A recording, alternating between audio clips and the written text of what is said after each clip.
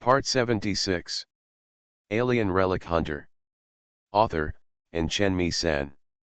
Chapter 784. Of course, others also saw the outline of the skeleton. Except for Emoju, the entire team adjusted their positions within half a second and entered a battle-ready state. But the skeleton seemed to be just floating nearby, and did not continue to move towards the crowd. "What's going on?" Ivan frowned. He held a large-caliber hunting pistol in his left hand, and the mechanical arm in his right hand held the short knife just used to cut the bark. "This thing seems to be hanging there." Kaylan narrowed his eyes and said, "Let's go over and have a look." Ya-33 nodded, and with a wave of his hand, dozens more black flying blades floated into the air. Originally, 33 didn't have so many flying blades, but since he joined the hunting god hunt, after the group, Kaylan directly asked Layton to make hundreds of nano-alloy flying blades for him. Even if he used these things as consumables, it would not be a problem at all. These nearly 100 flying blades protected 33's body tightly. He took a deep breath, and then walked step by step towards the skeleton hidden in the thick fog. Kaylan also walked forward, and Ziluo followed closely behind him. Every time the two of them took a step forward, the fog blocking the front would be pushed away. They only took 3 steps forward, and all the mist surrounding the skeleton was squeezed away. Only then did everyone realize that this was a human skeleton entangled with more than a dozen air roots. These air roots did not have any. Instead of drilling into the ground to form pillar roots, they drilled into the chest of the skeleton like a vine and hoisted it into the air. It turned out to be a false alarm. 33 retracted most of the flying blades, leaving only about 10 to maintain a state of alert. Manipulating so many flying blades at the same time was a mental challenge for him. The burden is also extremely heavy. If all the flying blades on his body are mobilized, his brain will be completely squeezed dry in a few minutes. Kaylan stepped forward and looked at the skeleton carefully. Although the flesh, blood, organs, and other parts of the skeleton had disappeared, the clothes on the body were still relatively intact, except for a few holes pierced by the air roots. There are no other signs of damage. This is an Archaeopteryx mountaineering jacket. This brand is relatively high-end in the civilian market, but it is rarely included in the official material procurement list due to the price premium, so it is basically certain that this is an unofficial explorer. This jacket was covered with a thick layer of dust. The alloy accessories were also covered with traces of oxidation, and the pockets on both sides were filled with finely chopped leaves of the mist perch. This skeleton looks like it's old. It shouldn't be tanning. Kaylan turned to look at Emoju. He originally wanted to comfort her, but found that she was staring at the chest of the skeleton. "Does Emoju know this skeleton?" Kaylan followed Emoju's line of sight and saw that around the neck of the skeleton was a silver necklace that was also severely oxidized. However, the pendant part of the necklace had been wrapped in the winding roots of the mist tree. "It looked like. I don't know what it's like." "Can you dig out that necklace?" Emoju's voice was trembling. "What? Do you know him?" Kaylan asked. "It's not sure yet." Emoju shook his head, "but I feel like." 33, dig out that necklace," Kaylan immediately ordered. Ya-33 nodded. He didn't move, but the 2 black flying blades shot out with a swish, neatly cutting through the air roots wrapped around the neck of the skeleton, and the pendant wrapped inside was freed. It was a silver cross. The surface of the cross was inlaid with tiny rhinestones, but these rhinestones had now lost their luster, and the metal part of the cross was also covered with a gray-white oxide layer. "It's really him." Emoju's eyes widened and he said in shock. "Who?" "The missing lumberjack from your team. He is one of the veterans who created this team together with my father. None of us know his name. My father and they all call him Golden Retriever, and I call him Uncle Golden Retriever." Emoju murmured. Said, "He really likes to wear Arc'teryx brand equipment, but it has been many years since he disappeared, so I can't remember exactly what kind of clothes he was wearing at that time, but this necklace, I will never admit my mistake." Golden Retriever. After hearing this nickname, Kaylan became a little excited. This was one of the only people in the lumberjack team who knew the secret. Although he was dead, maybe we can find some important clues from him. But the next second, a warning sign suddenly flashed in Ian's heart. According to Moju's previous description, the place where Golden Retriever disappeared was almost 350 meters away from the red line, but how could his body appear here? Could it be that they were moved here by the indigenous creatures in the gray mist forest? At this time, Moju had already walked up to the body hanging in mid-air and whispered, "Uncle Jinmao believes in the Christianity of the old era, although he himself said that God does not exist at all. He also said, however, people always need to find something to express their faith, even if it is just an illusory thought. This cross necklace was given to him by a bartender who he liked very much, gift, so he keeps wearing it. This behavior sounds like a love affair, but didn't you say he is a slut? If there is a bartender you really like, why don't you marry that woman? Even if the woman signs a contract of sale, you can use it to keep us. It should be easy to redeem your income for others, right?" 33 asked. "I don't know, Uncle Jinmao himself is often inconsistent in what he says. Except when he is discussing business with my father and the others, he always tells the truth and the other is false when chatting with us, so." Moju said awkwardly. "Understood." 33 nodded. "I used to know a guy like this who was full of braggadocio, but when he was drunk, he liked to spit out all his true words. That guy was good at shooting, but his fighting skills are not very good. If he gets close to me, I can knock him down with just one move." "How is that person doing now?" Moju asked subconsciously. "He's dead." 233 shrugged, looking indifferent. "I saw with my own eyes that his abdominal cavity was opened by the sharp joints of the man-eating spider, but he hadn't died yet at that time, and the food on his head was the human spider was pressing on him, biting his body with its large pincers, and his screams made my eardrums hurt." 33 paused for half a second, sighed, and then continued, "I emptied 3 magazines at the man-eating spider, but the bullets were not able to tear open the carapace of the man-eating spider. I turned the gun and ended his suffering. He was the first comrade to die in my hands, so I remember it very clearly." "Moju, did you say before that this Golden Retriever disappeared while exploring an area 350 meters deep? Why did he appear here?" Kaylan also walked up to the skeleton and asked Moju. "This, I don't know." Moju shook his head, with doubts also showing on his face. "Not only is the depth wrong, but the direction is also wrong. During that exploration operation, we entered the forest from the south direction of the gray mist forest, at least 10 kilometers away from this place. Have you ever encountered this situation before? It was a missing person. His body was later found far away from the place where he disappeared. Has something similar happened?" Kaylan continued to ask. "No. This is the first time I have found the remains of a team member," Moju replied. "I don't think this is surprising."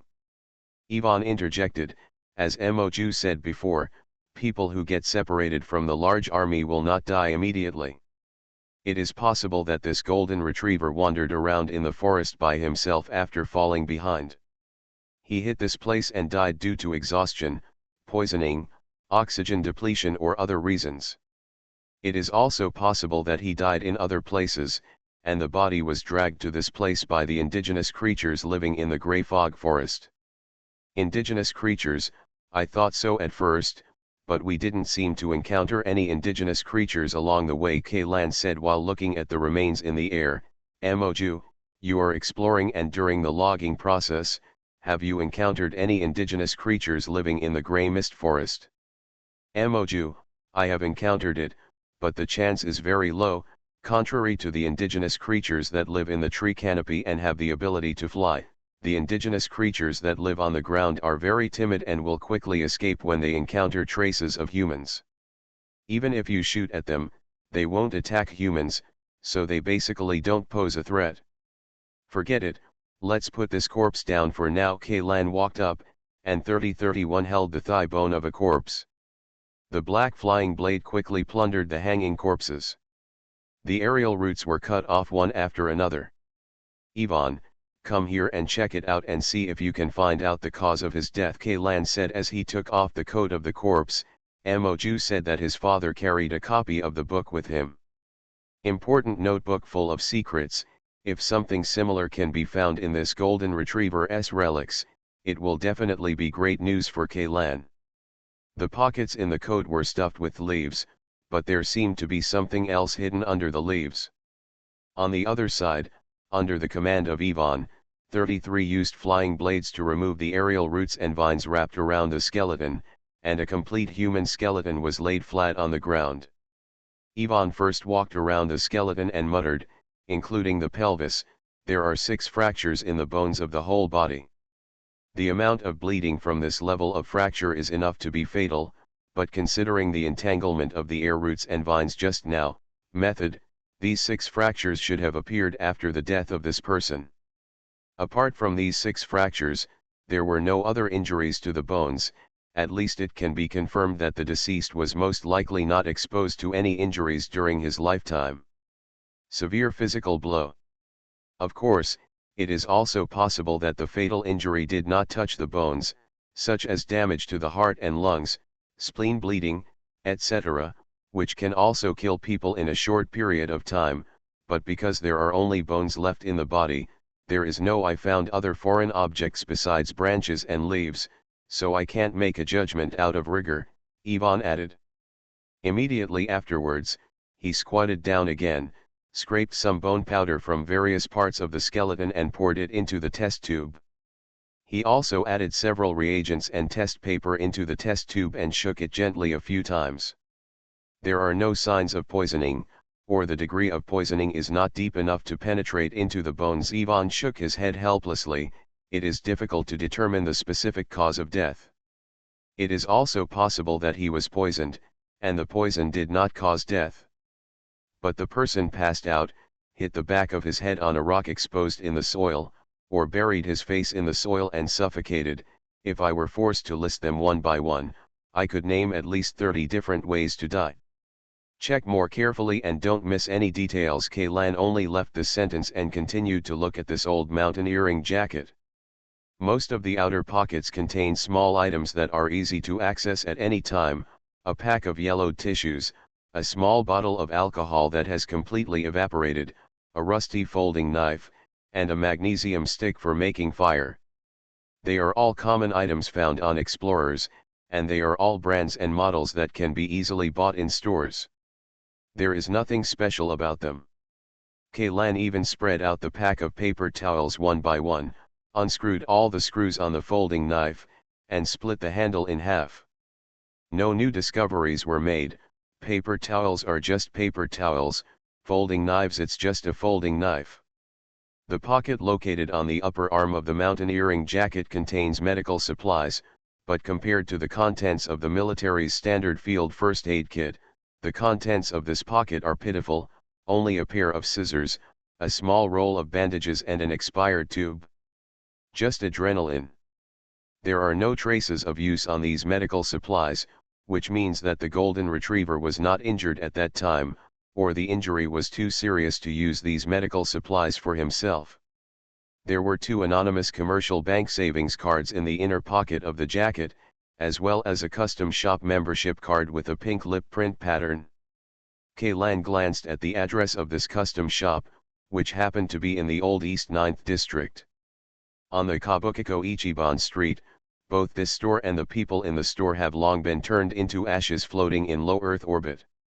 Most of the equipment that golden retriever carried should be in his backpack, but Sansan walked around the place where the body was found several times and found no backpack or anything else left on the ground.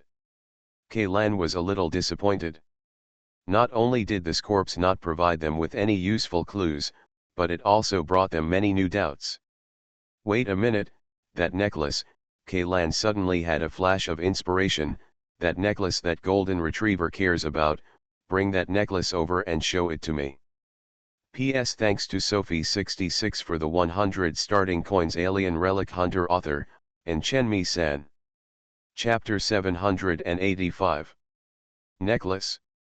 Is there something wrong with the necklace?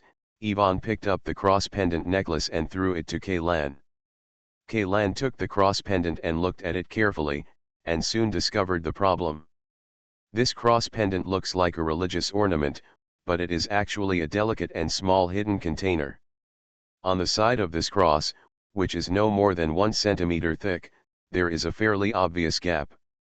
This gap was originally tightly closed, but because the metal at the joint produced a layer of oxide, it was difficult to see with the naked eye. The gaps I saw were opened. With the mold opening and pouring process on the ark, even the cheap handicrafts sold on the street stalls can be formed in one go. The structure of this cross is not complicated at all. There is no need to divide it into 2 parts. Doing so will only be in vain. Added hours and costs. This can only mean one thing: there is another mystery inside the cross. Kaylan inserted his nails into the gap and dug it gently. The cross formed by nesting the front and back parts immediately split into 2 halves, revealing the hollow internal structure.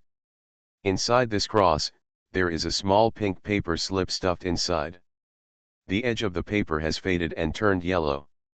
It has obviously been rubbed by someone's hands many times. Ivan's eyes lit up and he asked, "Kaylan, how did you know there was something hidden in the cross?" Moju just said that this golden retriever usually speaks mixed truths and falsehoods, and the gift from the bartender is mostly a casual story, but one thing he told is the truth. To him, this cross, it is indeed a very important thing. You can see that the edges and corners of the cross have been rounded. This is not an effect caused by metal oxidation. It is difficult for this kind of carbide to wear to this extent with daily wear. There is only one kind. Maybe the wearer would touch the pendant from time to time to confirm whether it is lost, Kaylan analyzed. You can guess this with just such a few traces of wear and tear. Moju was a little surprised. Although she didn't get along with Uncle Jinmao for a long time, it was at least a few months, but this Kaylan only had one look. Some clues on the bones actually revealed Uncle Golden Retriever's most frequent unconscious movements. She would never have thought that there was any mystery hidden in the pendant. She would only think that it was a kind of person who touched his nose and bit his nails. Hobby. What he said was absolutely correct. Uncle Golden Retriever has always had a quirk, that is, he would reach out and touch the pendant around his neck every few minutes. But if Kaylan didn't bring this up on purpose, she wouldn't think of it at all. Because after getting used to it, Uncle Golden Retriever's behavior of touching the pendant is really normal to me. Of course, based on this alone, I dare not guarantee that there is any secret hidden on this cross. After all, Moju also said that the Golden Retriever is a Christian.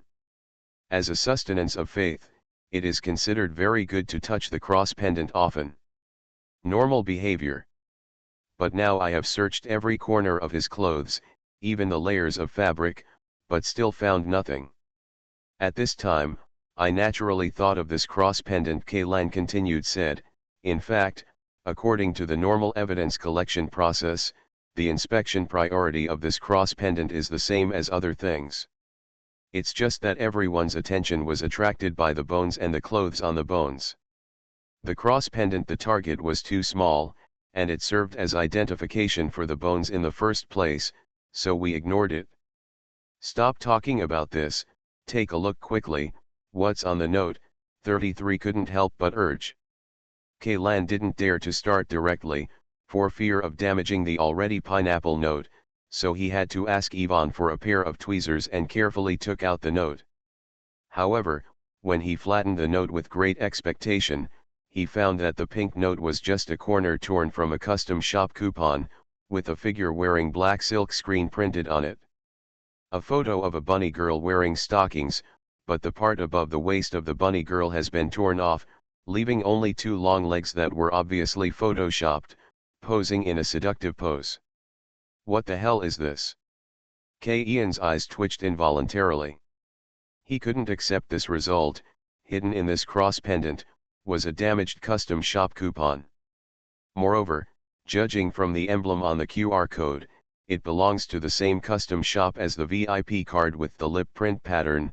Even if the golden retriever buried any clues in that custom shop, it is now with the old East 9th District turned into ashes. This thing is obviously the kind of joint code that is similar to playing cards. The torn off corner of the coupon is held in the golden retriever's hand, and the remaining part is with the other joint person. When the two meet, there is no need for more in half a word. As long as you can piece together this coupon completely, it will be considered your identity. But the problem is, even if the contact person didn't die in the old East 9th District incident, where would Kaylan find him? What's more, it's impossible for him to return to the Ark before he understands the secret of the Grey Mist Forest. If he goes back now, it may be difficult to come out next time. This thing should be a token of contact, right? Ivan's idea was exactly the same as Ian's. I've seen many spy movies. When agents and informants are meeting, there will be a card torn in half or something. The shot of putting things together, this corner of the coupon, should be the same. As he spoke, Ivan sighed and said, "This may be a very important clue, but unfortunately it is useless to us at this stage." Kaylan looked over the corner of the coupon of the custom shop several times. Except for the explicit promotional copy, the long black stocking legs of the bunny girl, and the services that only experienced drivers can understand, everything on this corner of the coupon, the only information contained is the QR code. Kaylan suddenly had a thought in his head: QR code. Why is there a QR code on a custom store coupon? Although the custom shop is an official apricot trading place that exists in Ark, no matter what, it is part of the grey industry. Scanning this QR code will definitely not be the official website of the custom shop. No custom shop dares to with such blatant publicity. Even in Kabukicho Ichiban Street, most of the services that can reach home base will only be open to regular customers. As for the payment code, have you seen any store that prints the payment code on the coupon? This QR code can't be a short video for customers to preview, right? With the idea of scanning it for free anyway, Kaylan took out his mobile phone. The screen of the mobile phone showed the words "not in the service area" in big words. If the information contained in this QR code was a link, if it's an address, then Kaylan can't do anything with it, but if it's something else. He pointed his phone camera at the QR code. Ian's mobile phone was customized for him by Zofia. All the configurations are basically top-notch. The QR code recognition speed is extremely fast. As soon as Kaylan moved the camera over, a photo popped up on the screen. It's not the kind of large-scale pictures of beautiful women, nor is it the price list of various apricot services, but a photo of an earth yellow stone tablet with strange words engraved on it. The first time Ivan saw these strange words, he looked up at Kaylan and said solemnly, "They are the words of Alpha Civilization." The second half of his sentence was obviously to ask Kaylan what the meaning of these words was, but with an outsider like Emoju present, there were some things that the fewer people knew about, the better. Kaylan naturally wanted to read these alpha words subconsciously, but when he focused on the alpha words on the stone tablet, he felt his head suddenly sink. In a trance, these words seemed to float from the picture. He stood up and then slammed into his eyes.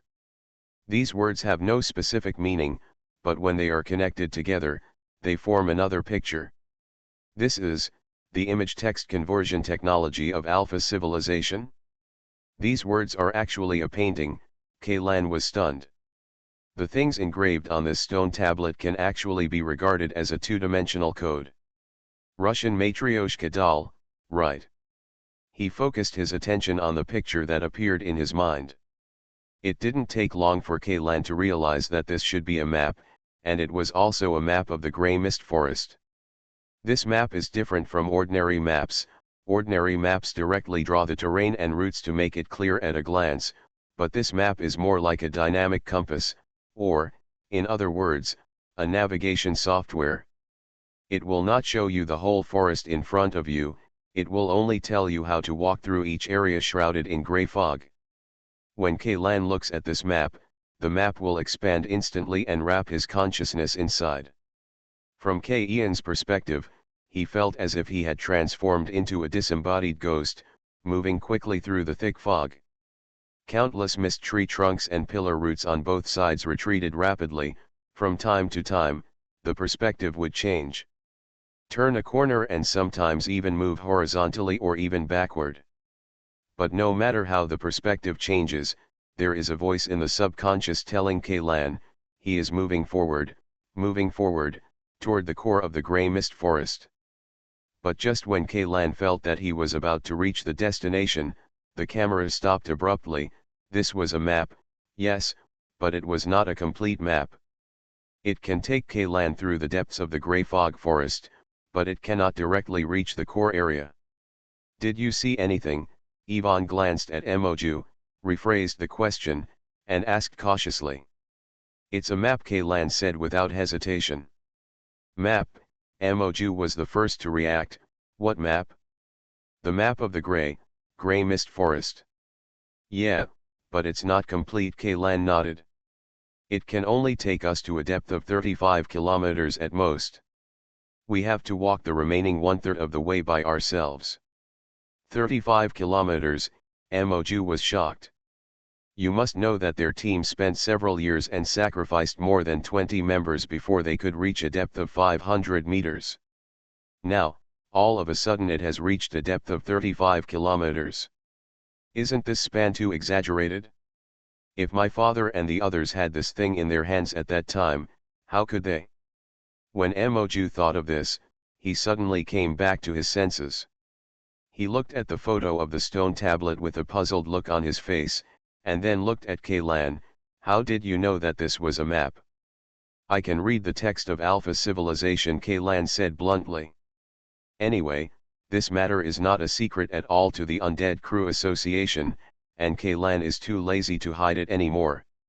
Emoju was stunned for 2 seconds, then his whole body trembled suddenly, and he whispered, "It seems, you have made up your mind to silence yourself from the beginning, right?" "I have no intention of silencing you, as long as you don't talk nonsense when you go back," Kaylan said with a nonchalant look. "Even if you really do this, the only people who will come to you will be agents of the security service. As for what they will do, I don't know." Then this thing is really a map." Emoju changed the topic in a stiff tone. "But my father and the others can't understand the Alpha Civilization's text. How could they know that this is a map?" "Did you save it?" "Your father and others may not know that this is a map, but they definitely know that this stone tablet has a very important connection with the gray mist forest," Ivan said from the side. "In fact, you can rest assured that if we want to silence you, you have already died." Emoju thought about it for a while. There seemed to be nothing wrong with what the team doctor named Ivan said. His furthest exploration depth was 500 meters, and the most important thing to reach that depth at that time was to rely on his father and others, with their own abilities. Being able to bring Kaylan and others to a depth of 300 to 400 meters is already the limit. But now, the other party has obtained a map with a depth of 35 kilometers, which means that he is no longer of use to them. "Is there a safe route drawn on this map?" 33 asked. "Judging from the strange situation in this forest, even if we follow the route on the map, we may still get separated." "The situation, after all, a map can't protect against those things." Those things that 33 refers to are naturally referring to the strange phenomenon of collective forgetfulness of Tan Ning when he disappeared. "This is not an ordinary map." "If you say it is a map, I prefer to call it navigation." Kaylan shook his head. "I have just walked that road in my mind. As long as everyone follows my pace, you won't get lost." After saying this, Kaylan turned to look at Emoju. "Miss Emoju, your mission has been completed. You can choose to go back and leave the forest, or you can choose to stay and move forward with us." Emoju hesitated for a moment, bit her lower lip hard, and finally said with determination, "I will continue walking with you, I actually also want to know what my father has been looking for. Secret, what on earth is it? You are listening to Novels at Bless Up channel. Wish you happiness and luck. Please subscribe to receive new novels. How do you feel about this novel? Please like and leave a comment. Alien Relic Hunter. Author, Chen San. Chapter 786. Aren't you afraid of death? Kaylan glanced at her and asked with a half-smile. Anyway, my brother is safe. Moju said firmly, since you are not afraid, then I am not afraid either. Actually, you think your father might still be alive, right? Yvonne suddenly interjected, although your reason tells you that the possibility is almost infinitely close to zero, you still have a glimmer of hope in your heart. After all, you father, he is just missing, not dead, and you haven't seen his body with your own eyes, right? You also hope that he is still alive, don't you? Moju asked. Yes, I also hope that your father is alive. You want to see people alive, and you want to see the body after death. Of course, if the body cannot be found, it would also be good for us to find the notebook your father carried with him. Kaylan clicked. Nodding, by the way, I forgot to ask you something just now. How long has it been since your father disappeared? It's exactly 6 years and 1 month ago, Moju replied. 6 years, if he still stays in the grey mist forest. Kaylan looked around the surrounding environment. By the way, is there anything that anyone in the grey mist forest can eat? I mean, it can be eaten for a long time. The kind of food that allows life to move forward, rather than a temporary hunger-satisfying food. There is a big difference between food and food to satisfy hunger. The latter can be flesh and blood containing radiation, poisonous fungi, or even soil, bark, and corpses of the same kind. As long as it is eaten, it will not be fatal immediately, and it can temporarily delay the death of hunger. Anything that brings about a burning sensation in the stomach can be regarded as a hunger filler. But relying on this kind of thing to survive in a forest for 6 years is obviously impossible. If Moju's father wants to survive in the forest, he must meet at least 2 hard conditions: 1, breathable air that is clean and non-toxic; 2, a long-term and stable food source. Unless, Kaylan thought silently in his mind, this guy has successfully passed through the grey fog forest and discovered a ruin similar to the wreckage of engine number 92 in the core of the forest. According to the records of the 776 Special Forces team and the Super Dream video that Kaylan experienced, the wreckage of engine number 92 contains a large number of cans that meet the human definition of food. Those people who woke up from the hibernation cabin, it's those cans that sustain life. As for the air problem, as long as Moju can find such a ruin, this problem will no longer be a problem. No, Moju shook his head. Things in the grey fog forest, whether plants, animals, or even soil, have been saturated with toxins in the grey fog over the years. Like the fog habitat trees we harvested back, before it is processed into furniture, special reagents need to be used to neutralize the toxins in the wood, and this step can only be completed on the Ark. How much food did your father have with him when he disappeared, and how many days of oxygen concentrator was enough? Yvonne added another question. As for food, each of us will bring enough dry food in our backpack to last for half a month. If we save some food, we should be able to last for more than a month. As for the oxygen generator, it depends on each person's weight-bearing capacity. Some bring 4 cans and some bring 5 cans. A can of oxygen generator with a standard capacity can last for 3 days if it reacts non-stop for 24 hours. If the user engages in high-intensity physical activity and requires a large amount of oxygen, it will be shortened to 2 to 2.5 days. To be conservative, we will take the minimum value of 2 days. By the way, how many days did it take you to reach the depth of 500 meters? 3 days, Moju replied, but when we go into the forest, we will bring a small trailer to stack food, medicine, oxygen generators, and some equipment and consumables. It is also used to collect the felled fog habitats. Wood is transported out of the forest, so everyone's supplies will be replenished at any time. Okay, the previous consumption is negligible. Even if your father brings 4 cans, he will have 8 days before the oxygen is exhausted. Kaylan raised an arm and faced the direction of the core of the forest. According to the straight line distance, the distance across half of the forest to the core area is about 50 kilometers. Of course, according to the map I found from the photo of the stone monument, the route into the core area is not straight, so I will roughly take a 3-dimensional route. The multiplier value is 150 kilometers. With your father's physical strength and experience, he can complete the 150 kilometers in 8 days with sufficient rest time. Kaylan suddenly turned his head and grinned at Emoju. Maybe your father is really not dead, and he has also found the secret he was looking for. Why do you think so? Emoju slightly widened his eyes. This is the Grey Mist Forest, traveling 150 kilometers in 8 days, this is absolutely impossible. Even if you don't multiply it 3 times, I don't even think it's possible to go 50 kilometers. Because you think it took you 3 days to walk 500 meters, so it's impossible to walk 150 kilometers in 8 days, right? Kaylan said with a smile, but don't forget, your state is equivalent to feeling for stones. It's normal to not be able to walk fast when crossing a river. But what if your father obtained the map of the Grey Mist Forest?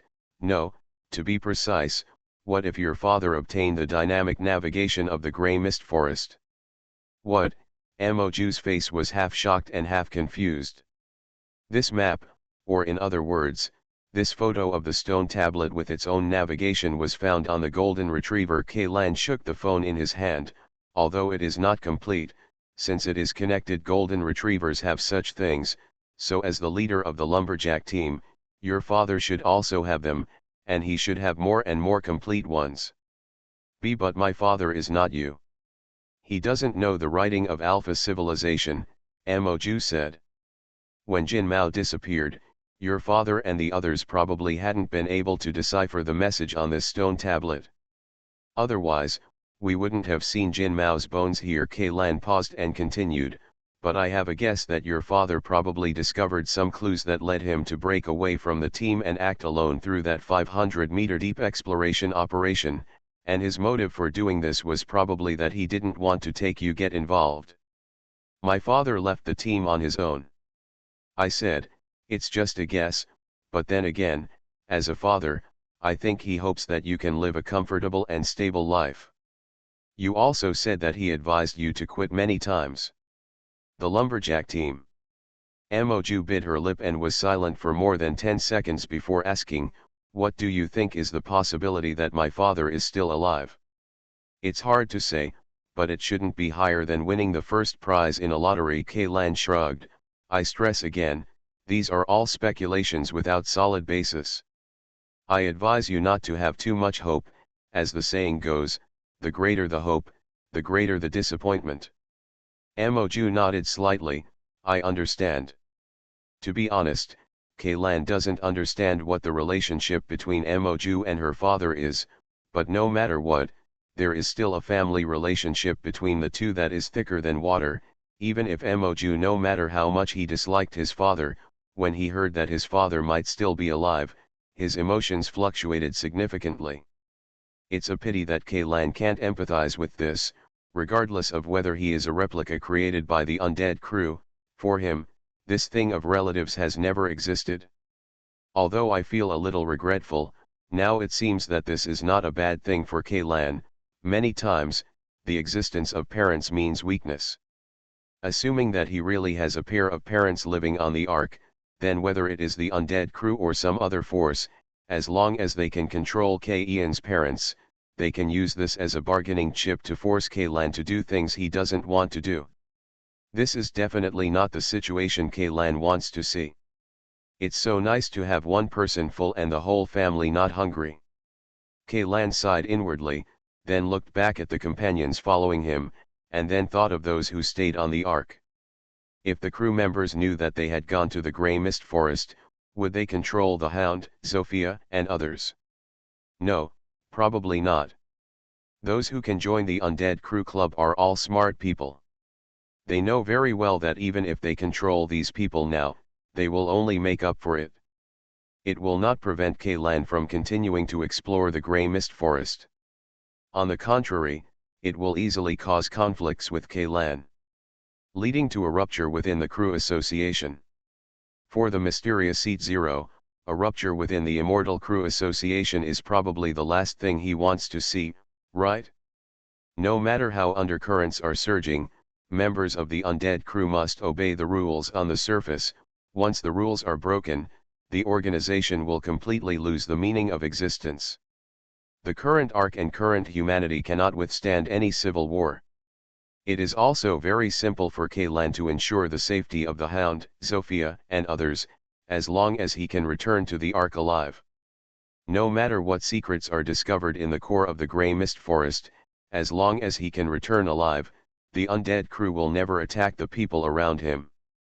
But if he died in the Grey Mist Forest, then those people who stayed on the Ark might become the targets of revenge by some bad-tempered guys. For the members of the Crew Association, ordinary people on the Ark among human beings, even those with high authority such as congressmen, are nothing more than insects that can be easily crushed to death. And people like Miss Soma, who came from an ordinary wealthy family, and Yayan, who is now in decline, are even less of a person. Unknowingly, the lives of these people were actually tied to Kaylan. I can't die, so I won't die here, Kaylan recited silently like a psychological suggestion, and then walked to the front of the team. Everyone lines up in a vertical row, and the person behind puts his hand on the shoulder of the person in front. The mecha continues to maintain the self-disciplined following mode. Kaylan said loudly, "One thing you should pay attention to is that the navigation route is not straight. Some places even require turning back or even retreating. Everyone must follow my course of action and never make a wrong step." Perhaps we can understand it in another way, Yvonne added. We should not think of ourselves as walking through the forest, but think of the ground as a screen large enough to solve an extremely complex drawing lock. That's a good summary. Kaylan gave Dr. Mao Zi a thumbs up. Hey, I just took 2 big gulps of vodka, and my mind suddenly became bright. Yvonne smiled and shook the silver flask in his hand. Kaylan took a deep breath, activated the navigation circuit that had been stored in his brain, and said, "We will set off now, the first target point, at a depth of 500 meters. The end point of this navigation route is at a depth of 35 kilometers, but Kaylan decided to explore first at the depth of 500 meters where Emoju's father disappeared. Perhaps, this is where Emo's Woryui discovered something. Clues, and then decided to leave the team and go to the depths of the Grey Mist Forest alone. It has to be said that the efficiency is indeed different after having navigation. It only took everyone less than 20 minutes to reach the depth of 500 meters that was previously considered an absolute restricted area by the outside world. The fog here is much thicker than 100 meters deep, and the trunks and pillar roots of the fog perch are also much thicker. Other than that, there is nothing more special about it. Are you sure this is 500 meters deep? 33 asked with a frown. We went in circles and back and forth. I think my sense of direction and space are pretty good. Almost fainted. Yvonne looked at Zilugo and asked in a low voice, Miss Zilugo, do you have a way to determine our current location? Zilugo shook his head. Although I left signs along the way, I can't sense them after a certain distance. Then it's better to ask the professionals. Kaylan asked Emoju, how do you woodcutter determine the depth of your position? Is it based on the concentration of fog? It is difficult to quantitatively measure fog concentration. We generally rely on the density of annual rings of fog perches. The deeper the place, the denser the annual rings of fog perches, and they increase in a linear trend. This calculation method, the error can be controlled at about 10 to 15 meters, Emoju said, taking out a tool like a vernier caliper from his backpack, but limited by the accuracy of the tool. We can only measure within 3,000 meters at most. For deeper places, you need to use laser equipment. We don't have that thing. Got it. Kaylan waved to Asano Akira, who immediately drew his sword out of its sheath and cut off the middle of a foggy tree in front of him that was as thick as two people's arms. P.S. Thanks to the useful soap and reading giraffe for the 1,500 starting coins. Thank you to the book friend 20220104211832727 for the 400 starting coins. Thank you Genji Cien for the 100 starting coins. Alien Relic Hunter author, and Chenmi San. Chapter 787. One tree is not enough. Generally, in order to reduce errors as much as possible, it is necessary to detect the annual ring density of at least 3 to 5 mist trees, whether they are trunks or pillar roots, Moju said. Swish, swish, and with the heart-wrenching sound of wood fibers breaking, 4 more thick foggy trees fell down. Moju immediately used the tool that looked like a vernier caliper to measure the growth rings of the cross-sections of the fog perch trees, then took out a pen and a notebook to do some simple calculations, and finally nodded to Kaylan. No wrong, the depth of where we are now is exactly 500 meters, and the error is no more than 10 meters. It's really 500 meters, 33 muttered. Just now I felt that we walked at least 3 or 4 kilometers. Even if these twists and turns don't count, there is still at least 1 or 2 kilometers, right? We have spent several years verifying this measurement method, and we have never missed it, Moju said confidently. Let's not talk about this first. Kaylan raised a hand. By the way, during that exploration operation, your father and that Uncle Hong disappeared here, right? The depth is 500 meters, but not in this direction. Moju spread out a somewhat wrinkled, hand-drawn map. On this map, the outline of the entire gray fog forest was marked by a bold black pen. Traced it out. Looking down from a high altitude, the shape of the gray fog forest is like an old rag that has been thrown on the ground with irregularly wrinkled edges. Kaylan, who saw the real map captured by the drone, had to admit that this hand-drawn the map was drawn so accurately that he even suspected that the person who drew it covered the electronic map with paper and traced it. At the top of the map is a scale bar. This is a map with a scale of 1 to 100,000. In other words, 1 centimeter on the map is equivalent to 1 kilometer in reality. At the edge of the gray mist forest, blue dots are used to mark several camping spots and forest entry points frequently used by the lumberjack team.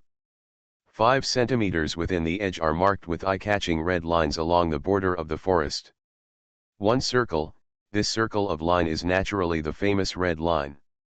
This map is indeed well drawn, but its accuracy is only limited to the edges and peripheral areas of the gray fog forest, while the interior of the forest is completely blank.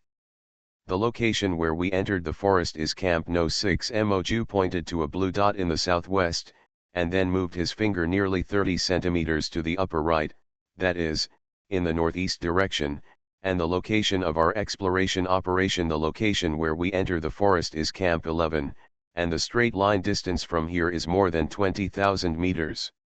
In other words, even if we just walked in a straight line, we still wouldn't be able to reach the place you originally explored, right? 33 concluded. Moju nodded. Yes, that's right. But maybe the corpse will come on its own. The missing golden retriever was also far away from where we entered the forest, but we still ran into it. Kaylan smiled. Be optimistic, at least we are not in any danger now. We don't have to worry about getting lost, and we have plenty of time. You have plenty of time, but if you want to find the traces left by the original team of lumberjacks in such a large forest, it's like looking for a needle in a haystack. Yvonne sighed, and he subconsciously took out the compass from his pocket, but the magnetic needle on the dial was spinning wildly at the moment and couldn't stop at all. The method of judging the direction based on the density of annual rings is of no use here. 33 looked at a tree stump that Asano Akira had just cut out. The mist perch here can't be seen in all directions of the annual rings. If there is no difference between density and density, even if there is an extremely small gap, the arrangement of density and density will all be chaotic. Kaylan raised his head and looked directly above. Above the dense canopy of the fog perch, there was a thick gray mist that was so dense that sunlight could not penetrate it. It was obvious that this plant could synthesize its own photosynthesis even without photosynthesis. Nutrients, in the periphery of the gray fog forest, sunlight and rain may also play a certain role in guiding the growth of fog habitats, but in the area after the red line, these external factors are completely isolated from the fog miasma. We can't even determine the direction, and we can't even get closer to the direction that the loggers explored. Yvonne sighed. It's like finding a needle in a haystack, but we can't even determine whether we are sinking or floating. Like a headless fly, 33 added. Kaylan, can your navigator determine the direction in the forest? Moju looked at Kaylan with a hint of hope. No, I can only take you along the route given by the navigation, but if we go somewhere without the navigation, it won't be of much help, Kaylan said. Then I think it's a bit confusing. The fact that we are not lost currently is based on the premise that Kaylan has obtained the navigation, but if we break away from the navigation? Yvonne pondered. No, you misunderstood what I meant. Kaylan shook his head repeatedly. This navigation is actually equivalent to a hard insurance. No matter whether we are within the scope of the navigation, as long as we want, we can always. We were guided back to the original route. Although navigation to other places is useless, if we want to go back, we can do it anytime and anywhere. As long as our depth does not exceed 35 kilometers. So that's it. Ivan's eyes lit up. For him, the words on the stone tablet were just a string of undecipherable ghost symbols, but for Kaylan, with this thing, it is equivalent to getting a switch that can be turned on infinitely, no matter they are lost or encounter other obstacles. As long as no one is separated from the majority, Kaylan can bring everyone back to the navigation route at any time. You are right, this is indeed a hard insurance. Yvonne nodded. With this thing, we can explore without restraint at a depth of 35 kilometers. Then let's just pick any direction now and go straight forward. 33 raised his eyebrows. Kaylan took out a game coin from his small bag, threw it upward, then grabbed it and spread his palm. The pattern on the game currency is a cartoon-shaped 0-1 rifle, with the muzzle pointed at Ian's 1 o'clock direction. This is it. Let's explore along this direction first. After saying that, Kaylan did not forget to drive a steel pile with a direction arrow on the spot. If he couldn't find anything in this direction, navigation will be activated to bring everyone back here, and then find another direction to explore. This method is clumsy, but very stable. Anyway, they have plenty of time, and the supplies they carry are enough for everyone to stay in the gray mist forest for 3 months. I feel like we are not out to explore, but rather like we are on an outing. 33 is holding the safety rope with one hand and pillowing it behind his head with the other. People are always like this. When they hear something hard, after ensuring something like this, your emotions will relax involuntarily and you will no longer be as nervous as before. There should be many ruins you have explored that are more dangerous than this one, right? Moju asked Kaylan. I heard that for those A-level and S-level ruins, the first few batches of advanced teams that entered, out of 10 people it's not necessarily true that one person can come out alive. Is it true? I always feel it's a bit exaggerated. It's not an exaggeration at all. 33 put away his relaxed expression and said seriously, on the contrary, in order to get more people to join the industry of relic hunters, ARK has been trying to exaggerate the treasures in the relics. Downplaying the dangers of exploring the ruins, there are a lot of stories about a poor boy becoming rich overnight and a person with huge debts making a fortune after paying off the debt in one trip. However, those who enter the ruins will people who never come out rarely come into public view. There are indeed many people who get rich overnight, but compared to the number of hunters who were buried in the ruins, they can only be regarded as rare. But the public media will hardly report such data.